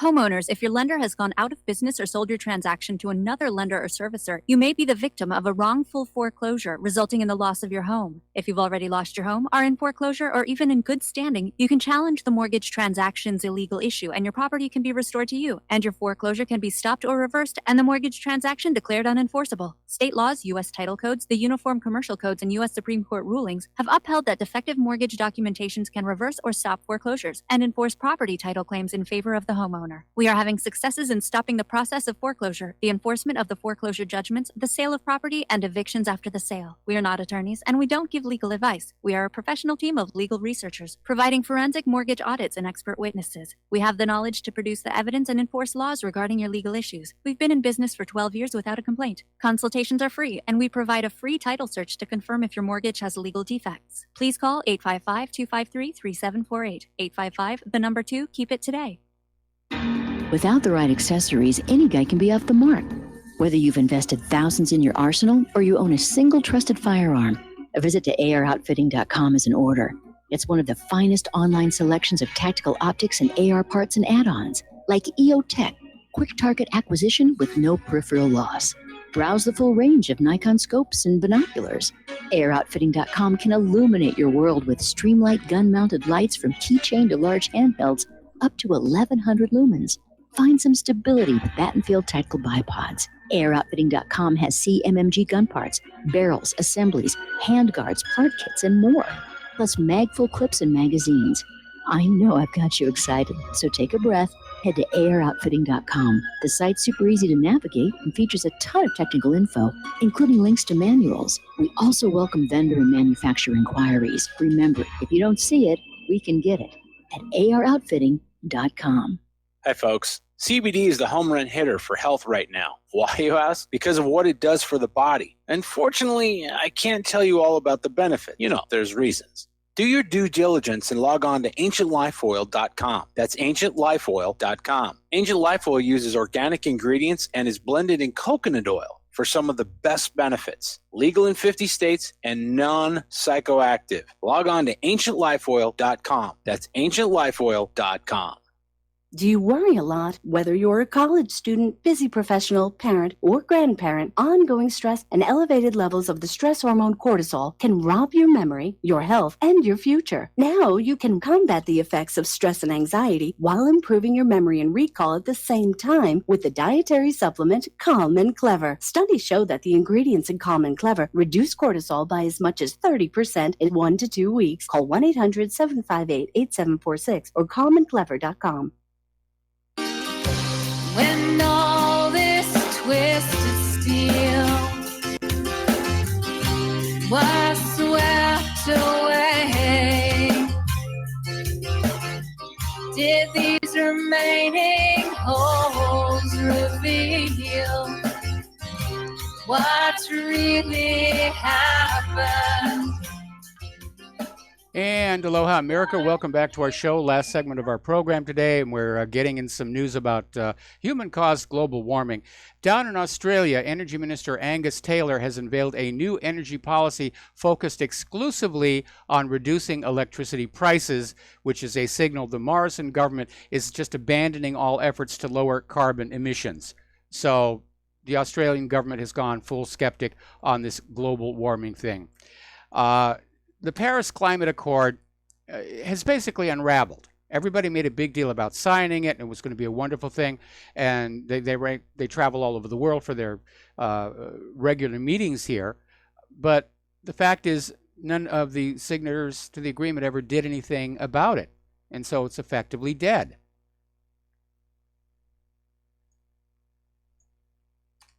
Now, here is an interesting little story. Even though the world is cooling, you won't hear that in corporate media, CO2 is increasing. And what they're discovering is the fact that it's regreening the planet. The global tree cover is expanding because of the extra available CO2. Now, believe it or not, the global warming people are out there. They've been trying to say that carbon dioxide is a poison, that it's poisonous to plants. No, of course not. Carbon dioxide is essential to plants. It's the greening molecule for the planet. And so there's this new science study out there saying that, yeah, the increased carbon dioxide is stimulating tree growth in areas that have been deforested. And you know what's going to happen when these trees grow bigger and faster? The level of carbon dioxide in the atmosphere will go down. It's a naturally stable system. Over in China, they're attempting the largest artificial rain experiment in history on an area about 3 times the size of Spain. And they're basically doing this huge cloud seeding operation. And critics are saying this is going to threaten ecosystems. Cloud seeding doesn't actually create rain. It simply redirects clouds to rain in a different location. And there have actually been cases here in the United States where cloud seeding will be used to stimulate rain in one part of the country, and then downwind from that, where they don't get the rain they're normally expecting, they'll file a lawsuit. So it can get a little bit sticky over there. Russia is now saying the leak that affected the International Space Station, actually in one of the Soyuz spacecraft, was not a meteor, but appears to have been a deliberately drilled hole. and they described it as having been held by a wavering hand, and that there'd actually been several attempts at drilling before the drill bit got a bite and actually went on through. So, was it sabotage? We don't really know. Okay, there's the music. Time for me to get on out of here. Please stay tuned for John Stadmiller. I'm sure he's got lots of interesting things to share with you. And please take what you learn here and share it with everybody that you know, especially the part about how all of these corporate social media companies are trying to stifle conservative voices going into the November midterm elections. We'll be back tomorrow. Aloha, America.